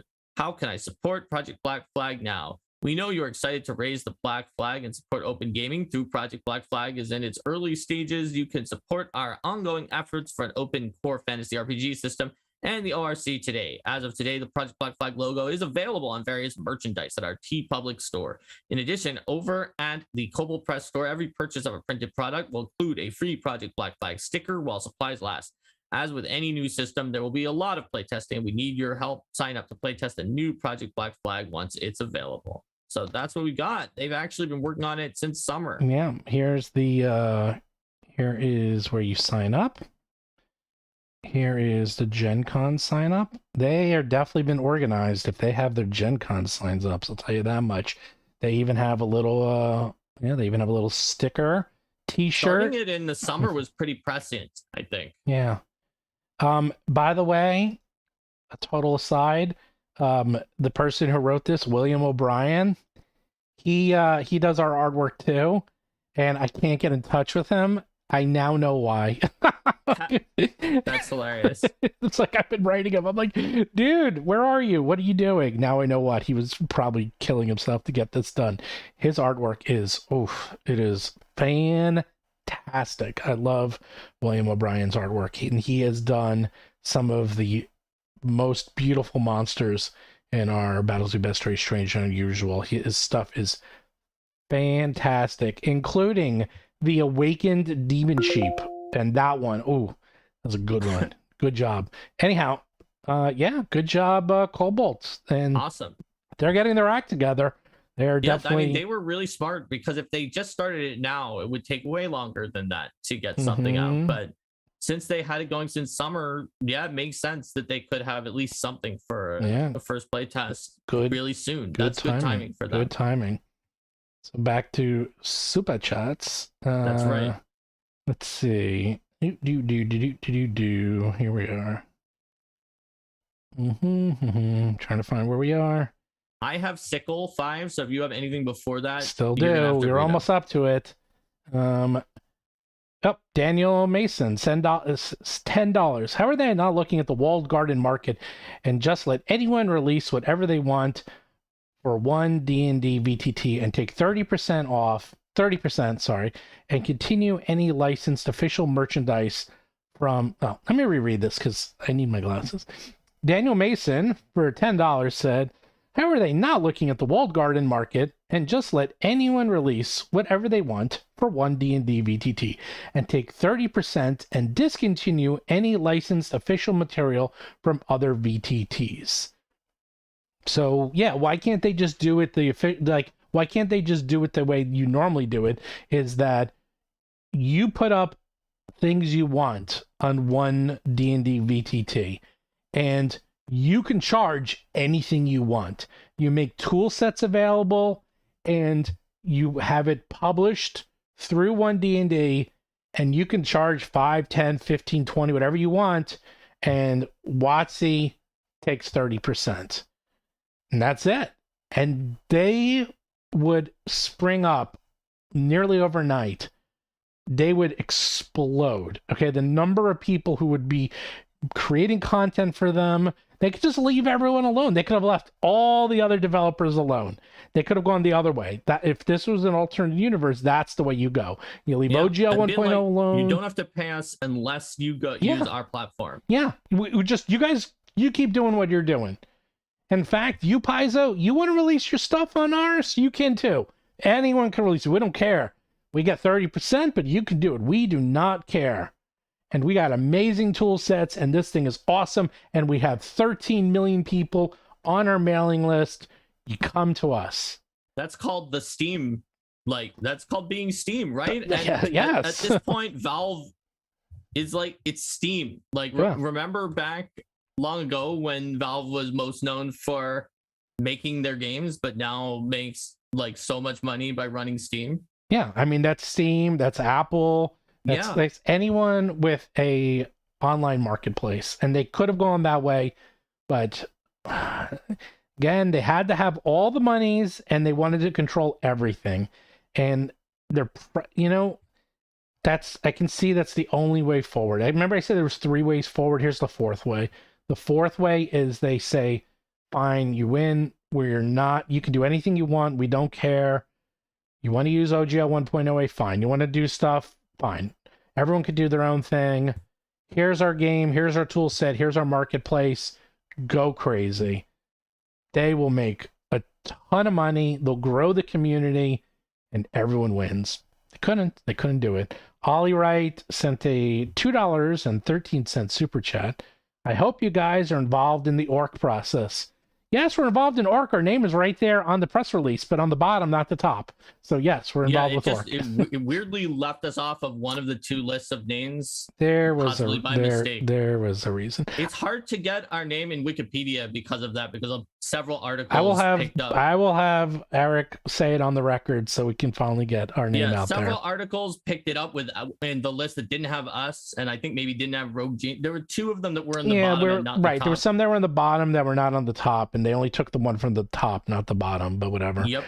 Sickle 5 sent $5 and said, I'd agree, Mark, But as a Magic fan, I'm always burned. This is more fuel to the fire. Yeah, I've been playing Magic the Gathering forever, and we're kind of used to it. But the difference between Magic the Gathering is that they control the marketplace, and they're like a traditional owner of a brand, is that they come out with their own Magic cards.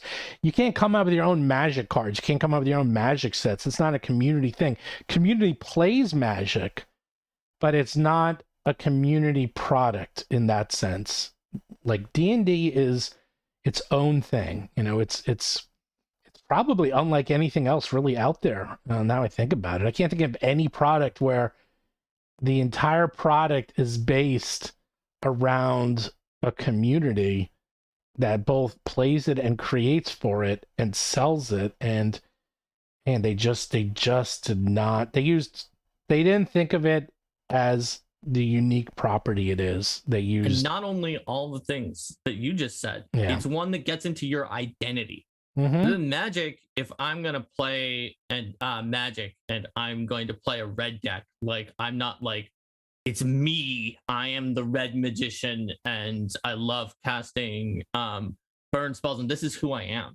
But in D&D, your character, for a lot of people, you get so invested in that character that you feel like it's a little piece of yourself, and you're becoming that character. So it becomes part of your identity in a way that's very distinct and unique from other properties, and that's something that they probably should have taken into account. Now, I actually have these super chats starting from here. So DJH said, would be great to, quote, economically respond to WoTC's January 20th announcement with huge response to the January 21st Humble Bundle drop of Paizo, Kobold Press, etc. bundle funding the Orc nonprofit, like unsub levels.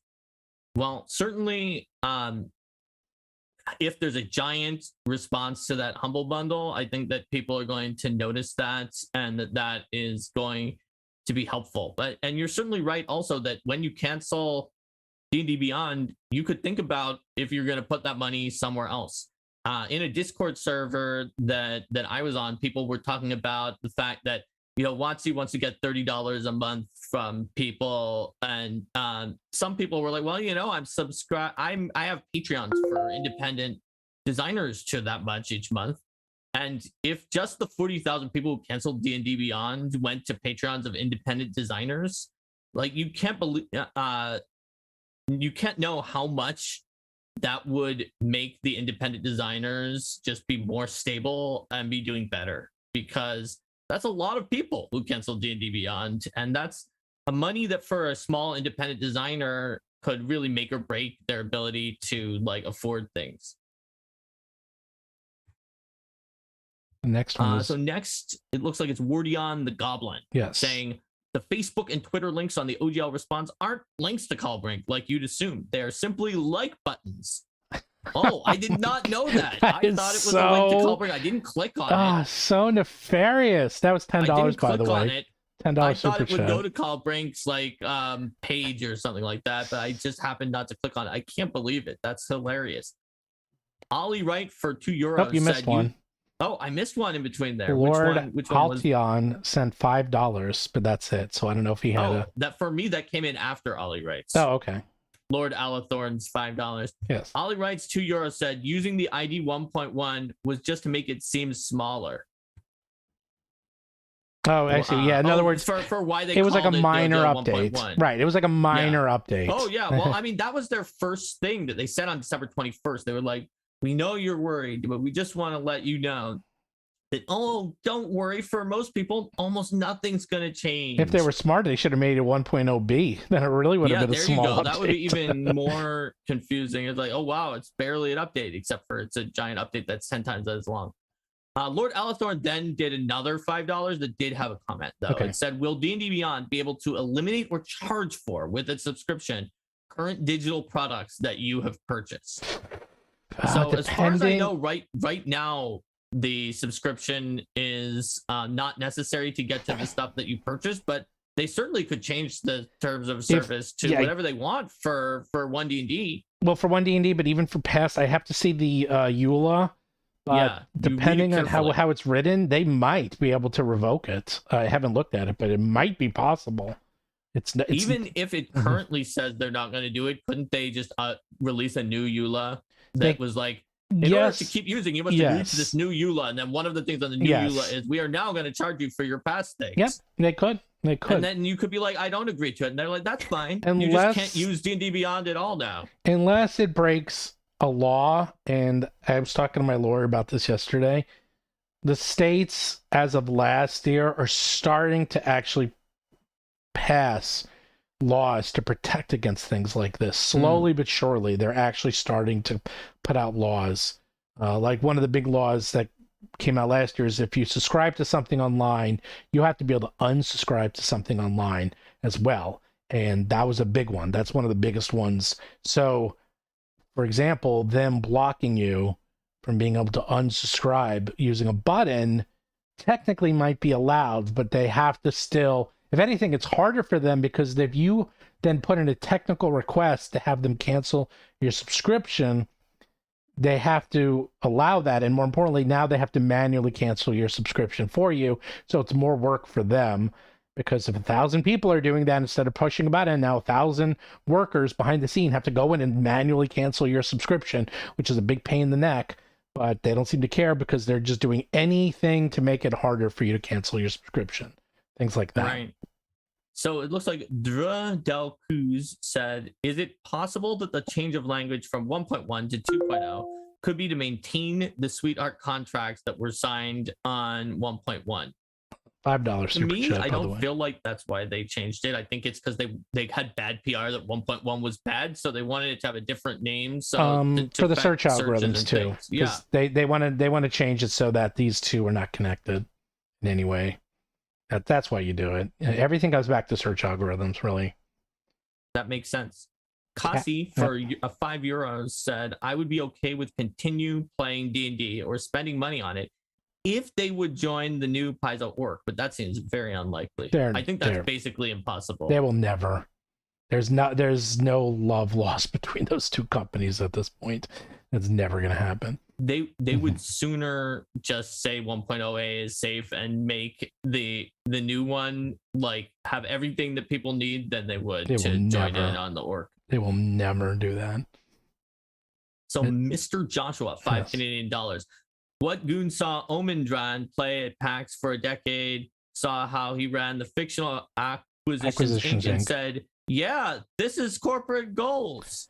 I saw that video. There's a video of them pretending to play as the DM. You can find it online at PAX of a evil corporation that has your best interest at heart. It would never go back on deals, and everybody laughed. Wasn't that funny? Oh, it was so funny. Yeah. Oh boy. Yeah. You can find the video. It's extremely uncomfortable to watch right now. Oh no. Wizards of the Tower for $5 said, so happy I never invested in. Whoa. Really? Is that Freedom Fiend? Because I see that coming afterwards. Oh, okay. Mine's a different order than yours. Wizards of the Tower said, so happy I never invested in WoTC when they came out with 4.0. Stayed with Paizo as a Paizo supporter. I'm laughing at WoTC and their antics. Yep. That was $5 super chat. Freedom Fiend for $20 said, unless WoTC fires every exec and replaces them with actual fans, don't trust anything they say. Don't trust Paizo's org either. They're capitalizing on their opponent's blunder and will be equally slimy. So I don't know, Freedom Fiend, because Paizo is saying that they are not going to keep the org license themselves. They're not going to let any company keep it. They're going to put it out there for community review. And when everybody is good with it, then a nonprofit that is not any of the companies, that is just there like Linux, is going to hold on to the org license. Obviously, companies also want to make money. Companies are not your friend, et cetera, et cetera. But as far as anything a company can do, that is about the most trustworthy thing that they could do. And they are doing it. So to me, that earns a lot of points. And that's about as good as you're going to be able to possibly get from a company. Because if they really just wanted to do something with it, they would keep it themselves. But they're letting it have all the feedback first. They're not having secret drafts. They're putting it into a separate organization so they do not have any control over it no matter what. And I think I trust that. So let's see. Fall Star for $10 said, remember when Adam Bradford, Ton Kenrick, Lauren Urban, and James Heck all left D&D Beyond in February 2021? I do remember that because they started making Pathfinder Nexus. And I mean, it seems like it's about the acquisition by WoTC and all of this stuff that's going on here, but maybe it was unrelated. I don't know. But it seems like that it was the prelude. Let's see what we have after this. Joseph Carter sent a $1 super chat. And I don't see any chats from Joseph Carter after that. Thank you for your support. Thank you so much. Raven Selenite sent 10 pounds and said, if game mechanics can't be patented, then isn't even the original OGL work of fiction that just let people know they could make their own content for the game and publish it that also grew the D&D brand? So not exactly. There were things that you gave up in the original OGL to WoTC, like, for instance, that you aren't allowed to use their trademark Dungeons and Dragons, which you normally would be allowed to say you're compatible with something when you put a product out. That's just something you can do normally. Like when you buy a controller to play with Steam and it says this controller is compatible with Xbox and is not from Microsoft or whatever, you can use the name of a brand if you're really compatible. The license existed to basically be WoTC was saying, we promise not to sue you. And they had to do a negotiation to get the big publishers in. It was like, this is not a trick. We're not going to come later and revoke it. Ryan Dancy said it on our show. But we promise we're not going to do anything. You're going to be stable and safe. We just want to let you know that we're not going to pull the rug out from under you. In exchange, don't use our trademark and a few other things. So it's kind of like an agreement to... It's sort of like a legal armistice, right? Because you could try to publish it without the OGL, but then they will probably sue you. And you may or may not win because nobody knows what will happen when it comes into the court case, because games and copyright are confusing and inconsistent. And D&D has a lot more words and text than something like a Monopoly board. So that's what it is. It's just an agreement to like draw mutually beneficial lines and say, hey, let's work together instead of against each other. All right. Mine is scrolling weirdly. Let me see if I lost I'll do it. Daniel Davison sent $2 super chat and said, Kobold Press made an announcement about Black Flag. That's right. We just talked about that. We read it during the stream. It looks like they've been working on it since summer, and they're gonna have the first. They're gonna have the first set of it soon. So I did lose everything until Simmy Sims. That's next one. Oh, that's next. Great. I didn't lose anything. Where is Simmy Sims? Simmy Sims said for $5, what are the chances the survey on the new OGL will be locked behind the D&D Beyond paywall? I think that virtually guaranteed not to be. That's my opinion. Could be wrong, but I think it's going to be if free accounts can take it. Because if they lock it behind a paywall, they're going to get then slammed. Everyone is going to give them such... it's going to be like such a bad news cycle for them, because that's so obviously both greedy and making it so they get a biased survey. They don't need to do that. They can make the survey biased and have it. Oh yeah, they can. Doesn't matter. But they don't Steven, need to do that. Yep. They can make it biased in a way that people won't notice as much. But if they do it that way, everyone's going to say they were biased. Whereas if they make it so, they could make it though that it's biased without doing that, and then it'll seem less biased. So the point is, they shouldn't do that because it will look bad. And so I think that they won't. But you know what? They've surprised me in the past, so I'm not going to say 100%, but that would be pretty shocking. Their other surveys haven't required to be behind the paywall. Colin Worcester says, run homebrew 5e campaign that's super NPC heavy. Uses few monsters, lots of NPCs. Converting to Pathfinder 2 going to be tons and tons of work for me? I would say no. Building NPCs and monsters in Pathfinder 2e is pretty simple. And it works pretty easily. There's a good monster builder that's reliable and pretty quick. So obviously, once the PCs start fighting those NPCs, you will need stats for the NPCs. So you'll have to do some conversion. But I found that to me, running in Pathfinder 2e while converting is something that doesn't take too long once you get to know the system.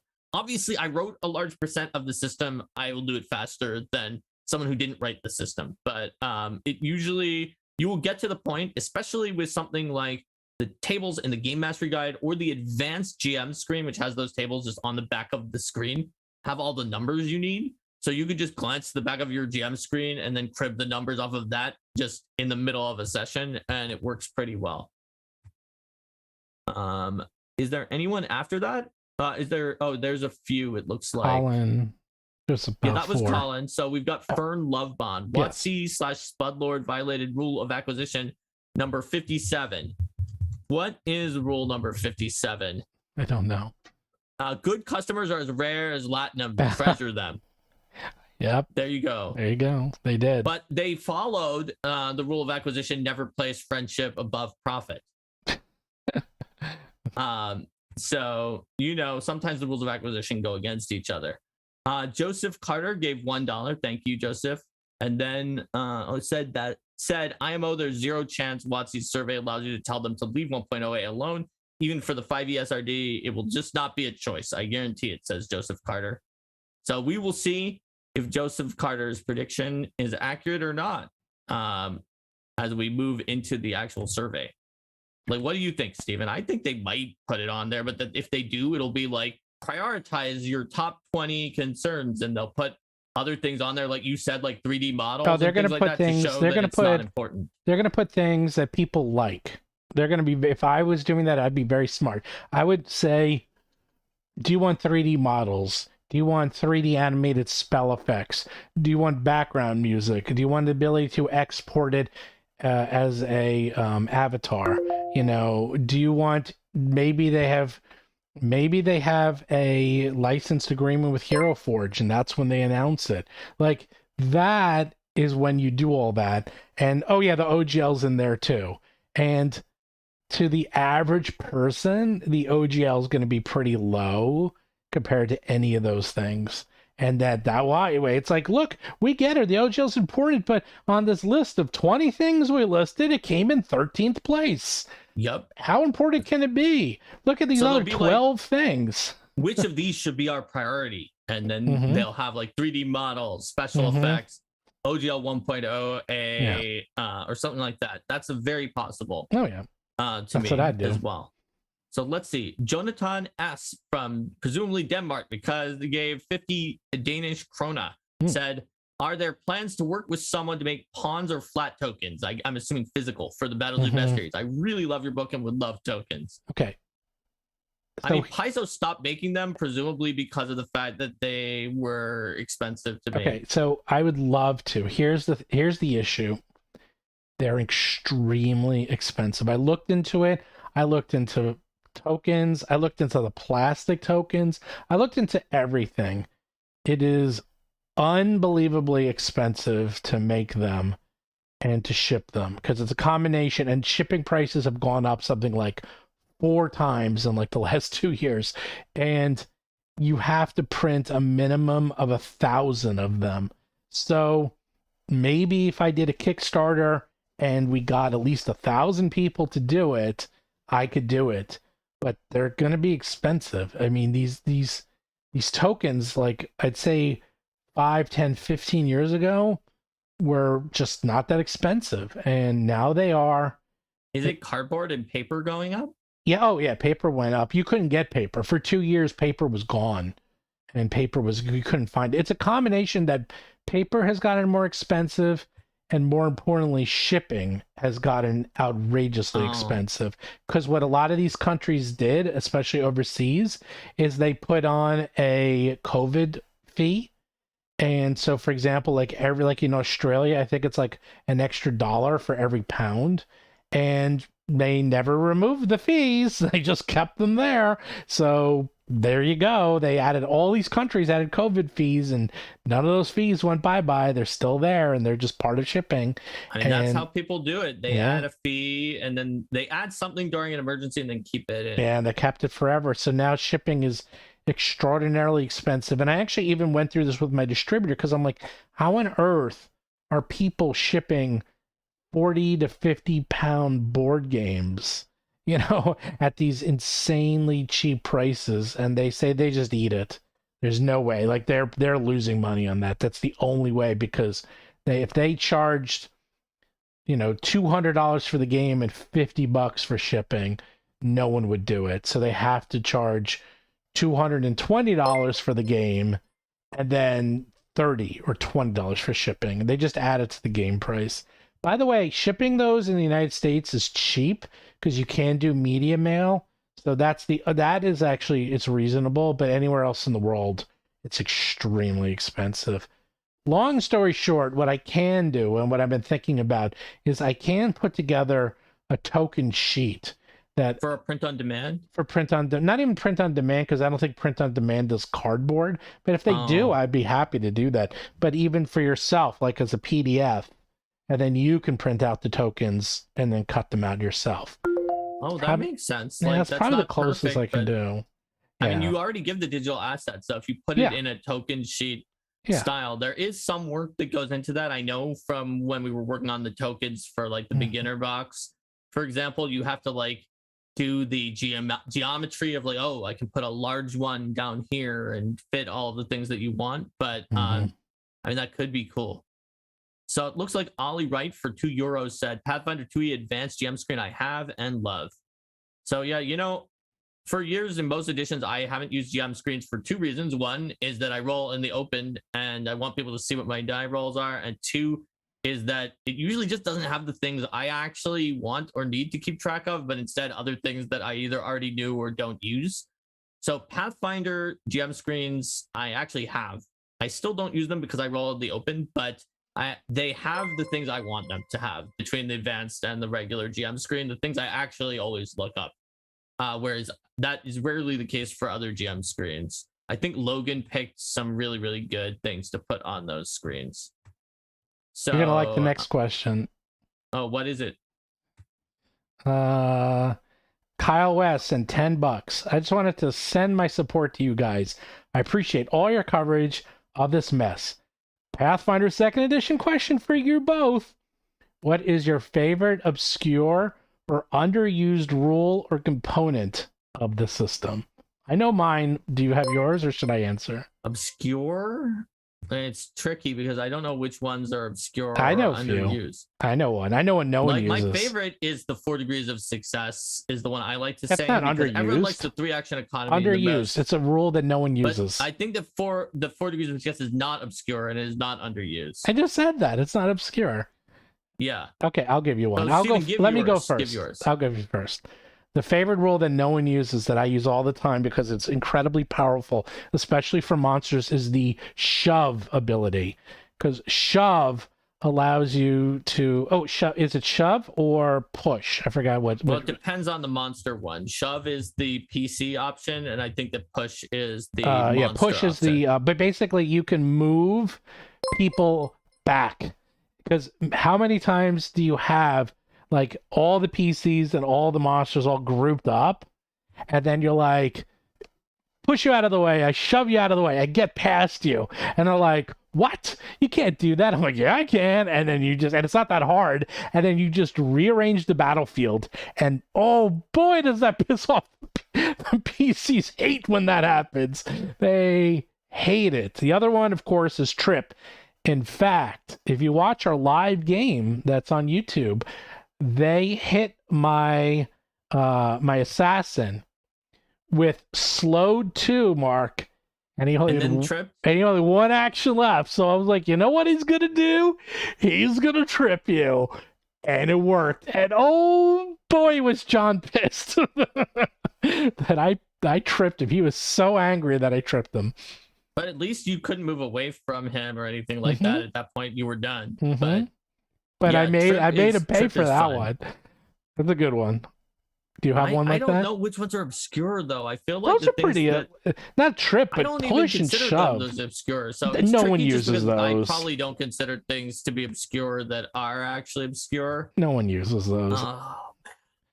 Yeah, shove. Is a good obscure rule. The athletics, yeah. You shove the creature away. It's athletics, and you put. Yeah, right. That's what I said. Push is the monster one that's the automatic, and shove is the. Oh, I'm talking about shove, because shove anyone could do. It's just an attack. Yes. No, that's correct. Right, and push you push is the them. one that monsters have. Sometimes. Well, yeah, but that's part of an attack, and that usually. So that takes 2 actions usually. Yeah, generally after a hit, you can spend 1 action on push and just automatically Yeah, push it's them. good. It's force movement, but oh man, that is a good one. And I use that one a lot because people hate it because they try to like box you in or put you in the corner, and then you just like push them out of the way and run away, and they're like, no, and I hate that. They hate when monsters run away. Yeah, I don't know. I Oh my just don't know God, you which ones are stumped obscure. it. He wrote the rules and he doesn't know. Good Because to job. me, like whether something's obscure or not is hard to say. Like, there's a lot of things that I like. If I said like I like the dragon book that I wrote, but is that an obscure ruling or is that just a book that I wrote? It's in core. I use something from core. It has to be something from core. Okay, so it has to be from core, but also obscurely in core. Obscure in core. There's a lot of things that are obscure in core. Like See, I don't know what's obscure in core. I would say another one is rarity obscure in core? No, everyone uses rarity. Like it, no, everyone uses rarity. It would have to be something like backswing. Are the counteract rules obscure in core because they're hard to use? They're hard to use. That's not obscure. Useful. How about backswing? That's not used that frequently. That's a little obscure. See, I can't understand what's the difference between the ones you said were obscure and the ones that I just asked are as being obscure. So I can't. Okay, I'll say something that is an actionable item that you can use on a without even having to be trained, like shove, but no one uses it. Like no one. I've played hundreds of games. I've never seen someone use shove on me, not once. So it has to be something that I people use it all just the time. choose not to use. Well, it's obscure. That's I think the definition of rare and obscure, because then no one uses it. But I feel like I've seen people using like almost everything in the core rulebook. So I'll come back to this later if I think of anything else. But I'll scroll all down in chat and see if you all put me on my place on the definition of obscure. I'm not there yet. Nope. So Chady for $5 said, been a longtime PF1 player. Now with everyone wanting to try out PF2, I figured now's a good chance to try it also. Well, PF2 seemed familiar to me. I would say that PF2 was designed to make the story stay the same. The mechanics are, in general, kind of easier to use while having still a very strong depth of play. They don't have quite as much math finding where you're adding like 20 different bonuses and getting 50 more from buffs than you had before. It's sort of less focus on buffs and making a build that is going to win just from that build, and more focused on gameplay and teamwork. But you're going to see that like the story of the world and what's going on stay consistent, while the mechanics have been adjusted a pretty decent amount. All right, so who was next after that one? Because when I scrolled a little, it scrolled a lot. I think I see Dak Horn for $5 saying, I would love a PDF to papercraft tokens and standees. So that's to your comment, Stephen, on the possibility of making a PDF. A lot of people. I'll look into it again. I'll talk to some people. Put it this way: if anyone out there can do this on a reasonable budget, reach out to me. And more importantly, I'd have to do it as a Kickstarter because you need 1,000 people. And it's simple as that. Like you can't do like you literally need to print 1,000 of these. And I mean, a PDF to paper though would be one that you didn't have to print. No, Stephen, that would just be a PDF. Yeah. I mean, it would be a cool Kickstarter in terms of the fact that it would use different subsets of like our resources. So it wouldn't like use as much of your layouts as normal, and it wouldn't use as much. No, I can get it done very quickly. It wouldn't use any of my design. It would literally be design and print. Which is why they had enough people who wanted it, it would be a good thing to put out. Well, that's why they used to do it, because it was easy to do.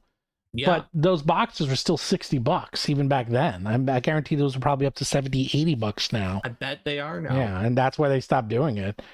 Yeah, it's really tricky. So Rich L for $4.99 said, if WoTC believed they could revoke 1.0a, they would have. They're bluffing. WoTC needs people to sign the new OGL, and that way they can't use 1.0a. Correct. Yep.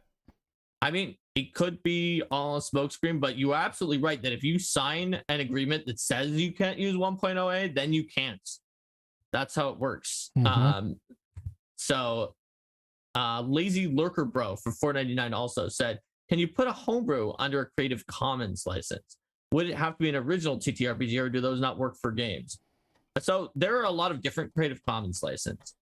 If you made a new game that did not use any OGL content or things from the SRD, you definitely could put it under a Creative Commons license. In fact, there are games that have already done that. If it was using things that would have been OGL or that were in the SRD, or that generally were like D&D-ish stuff, you could try, but that would again be the situation where they will probably sue you and nobody knows what will happen if you try to not use any license and put it under your own Creative Commons license.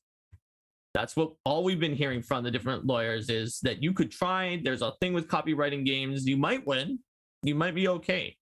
WoTC is probably worried that you might win, but also there's a big difference between a Monopoly board and like all the text that's in D&D. So you have a decent chance to lose too.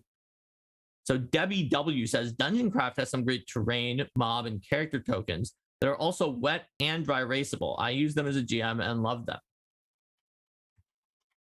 No. So yeah, I don't know about those. I mean, it sounds interesting, certainly. And did I make it to the bottom? Let's see if there are people who were telling me that that's it. That's it. You made it to the bottom. You're done. Yeah, I want to look at the regular chats now to see about whether rarity is obscure. They did have one question. Is there Pathfinder 2nd Edition SRD? No, there's not. It's whatever's open source. Whatever's open content is open. I mean, Pathfinder has a PRD. An SRD? Right? No, I don't think they do. For the Pathfinder 2nd Edition? I don't think it's for 2nd Edition. I thought so. I don't think it's an SRD. No, it's not an SRD. It's just whatever is open is open. Anything is open content, but it's not an SRD. Like, I mean, fair enough. Right. But I thought that Nethys was like for Pathfinder 1st Edition, Nethys like explicitly hosted. They have they are partners, so they can use some lore and they can use the pictures. Oh, I know that. Right. What I'm more mentioning, thinking about is whether or not I guess there's not an exact reference document. It's just that you can use anything, and there's a list on the Pathfinder compatibility license for which products you can name. Yes. There's something like.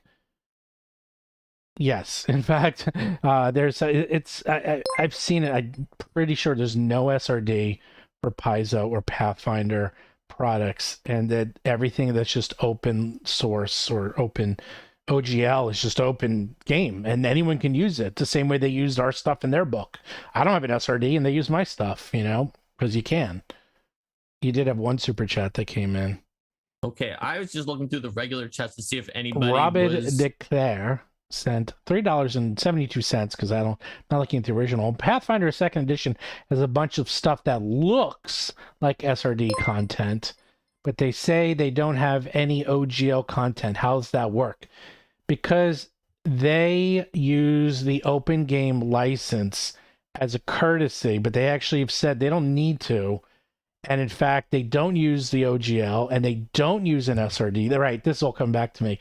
And because of that, they just have stuff in their books, and they state in their books what can be used by other people, and it's generally all the separate rules. Right? And that's separate, and legally, supposedly, that's just the way it works too, because you can't copyright game rule mechanics, so anyone can use the mechanics.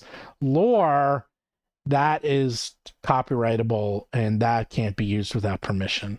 So that is, so things like in an adventure path, you can't recreate anything in the adventure path, but you can recreate magic items, feats, monsters. Those are all game mechanics. So all of that is fair game. So I want to be clear here. That's not just because of copywriting game mechanics. That is because under the OGL 1.0a, which is in the back of every Paizo book up to this point, it says that under the terms of 1.0a, they have to indicate what is open and what is product identity. And the lore is product identity, and the rules are open because Paizo said that they were under the terms of 1.0a. So they are following OGL 1.0a. They also have their own Pathfinder compatibility license, which you don't have to use. But if you do, you can put a Pathfinder compatible logo on your product that has like a Pathfinder-ish font. It even looks Pathfinder-y, and it is worth it to use it, I think, because it's a very reasonable set of additional terms. It lets you use the direct names of their books as references, certain books that they've been chosen by Paizo. You can get that logo, and it's worth looking into. It does have further restrictions beyond the OGL 1.0. I can't answer this question exactly, and some people are saying that Archives of Nethys is the SRD. You know who can answer this question? Eric Mona, and he's going to be on our show tomorrow. We can ask him next time. We can ask him next time tomorrow. It was the PRD for Pathfinder 1, I am certain, because there was a site that used to be called PRD that got moved onto Nethys. There was. For first edition. Yeah. I don't know for sure about second edition. I don't think it has one. So Joseph Carter said for $5, Pathfinder 2 and Starfinder beginner boxes and PDFs ordered. I'm just done with D&D. We'll have questions for Mark sometime when he's got time for advice since I'm legally blind. Ooh. Yeah, sure. When you wanted to, you can come to like the Roll for Combat Discord or my Arcane Mark Discord or anywhere, and I will do my best to help you out. As will the community. The community is very, very good. Keep the community is great. Yeah, like community loves to answer questions. We are too friendly. Like there was a chat from Red, or a tweet from Redworm Official, the account that has like the 6-year-old DM, is like the 6-year-old was like, we're all the Pathfinder people are so nice, but they know we're gonna ask questions when we get the books, right? And then everyone was responding to that, being like, we love questions, bring on the questions. By the way, I am looking at the dungeon craft. I can see how they do it because it looks like they're using, I'd say, thinner stock. It's definitely not the cardboard thick stock that the tokens were used. And these are actually designed to lay on the ground. They're not pop-up tokens, they're map pieces.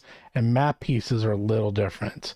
And you can't make map pieces out of like 80-pound to 120-pound stock. Maybe 120, but you need like real thick, like double thick 120-pound stock. And that's very expensive right now. So again, I mean, it looks cool. Dungeon Craft actually looks very cool. And the prices are reasonable, but it looks like they are doing flat map items as opposed to minis and minifigs, which is completely different. So I'll try. I mean, I'll look into it. And not only that, it's per page. That's where it also gets expensive. So maybe it's like, well, it's 50 cents per page. How many tokens can you fit on a page? And then you got to do like 12, 15 pages. It gets very expensive very quickly. So I'll look into it again, but it's really expensive. I think we're out of super chats. And That's right. I think people are kind of dwindling away and talking about the Humble Bundle. Look, we'll talk about the Humble Bundle. We'll talk about everything Paizo and Pathfinder related tomorrow. If you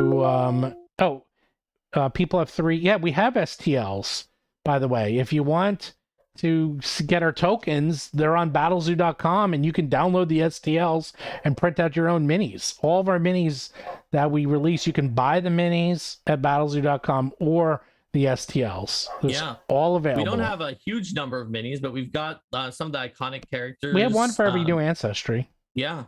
So is that going to continue to be true for the ones from Year of Monsters, though? No, I don't have them for Year of Monsters. Technically, we don't have one for Slime. We've got everything. No. Well, we have all the... We did Indigo Isles. To be honest, there's been very little demand. It's one of these things that people who want them really, really want them, but that's it. It really comes down to demand. Expensive to get from the artist who makes them. STLs are pretty expensive. You'd be surprised. Just a dozen STLs are many thousands of dollars, especially if you're getting, because not only do they have to be made, but then they have to be printed, test printed. You have to make sure there's not cavities in the mini. It's a whole process. So it's not like, oh, I designed a 3D design, I'm done. It's not cheap, and it takes time and effort, each one, if you're going to do it professionally. So I learned my lesson. You really gotta take it, and if people buy it, I'll make them. But right now it's sort of like people like them, can get them. They're there. And we'll do the same thing for the Eldamon, by the way. Eldamon, there's minis, and we'll have the 10 core Eldamon have minis so that you can always have something represented. That's for the card game. In their battle form, right? Yeah, no, in their in battle form, and that's for the card game too, because everyone can do battle form. You can set it out so that people know which one you're currently using. So Tiger Eyes sent a super chat that said, personally, I will never trust WoTC or OGL 1.1/2.0 plus. We'll use OGL 1.0A until Orc is out, then done. Period. End of sentence. Boom, done. Thanks, guys. Yep.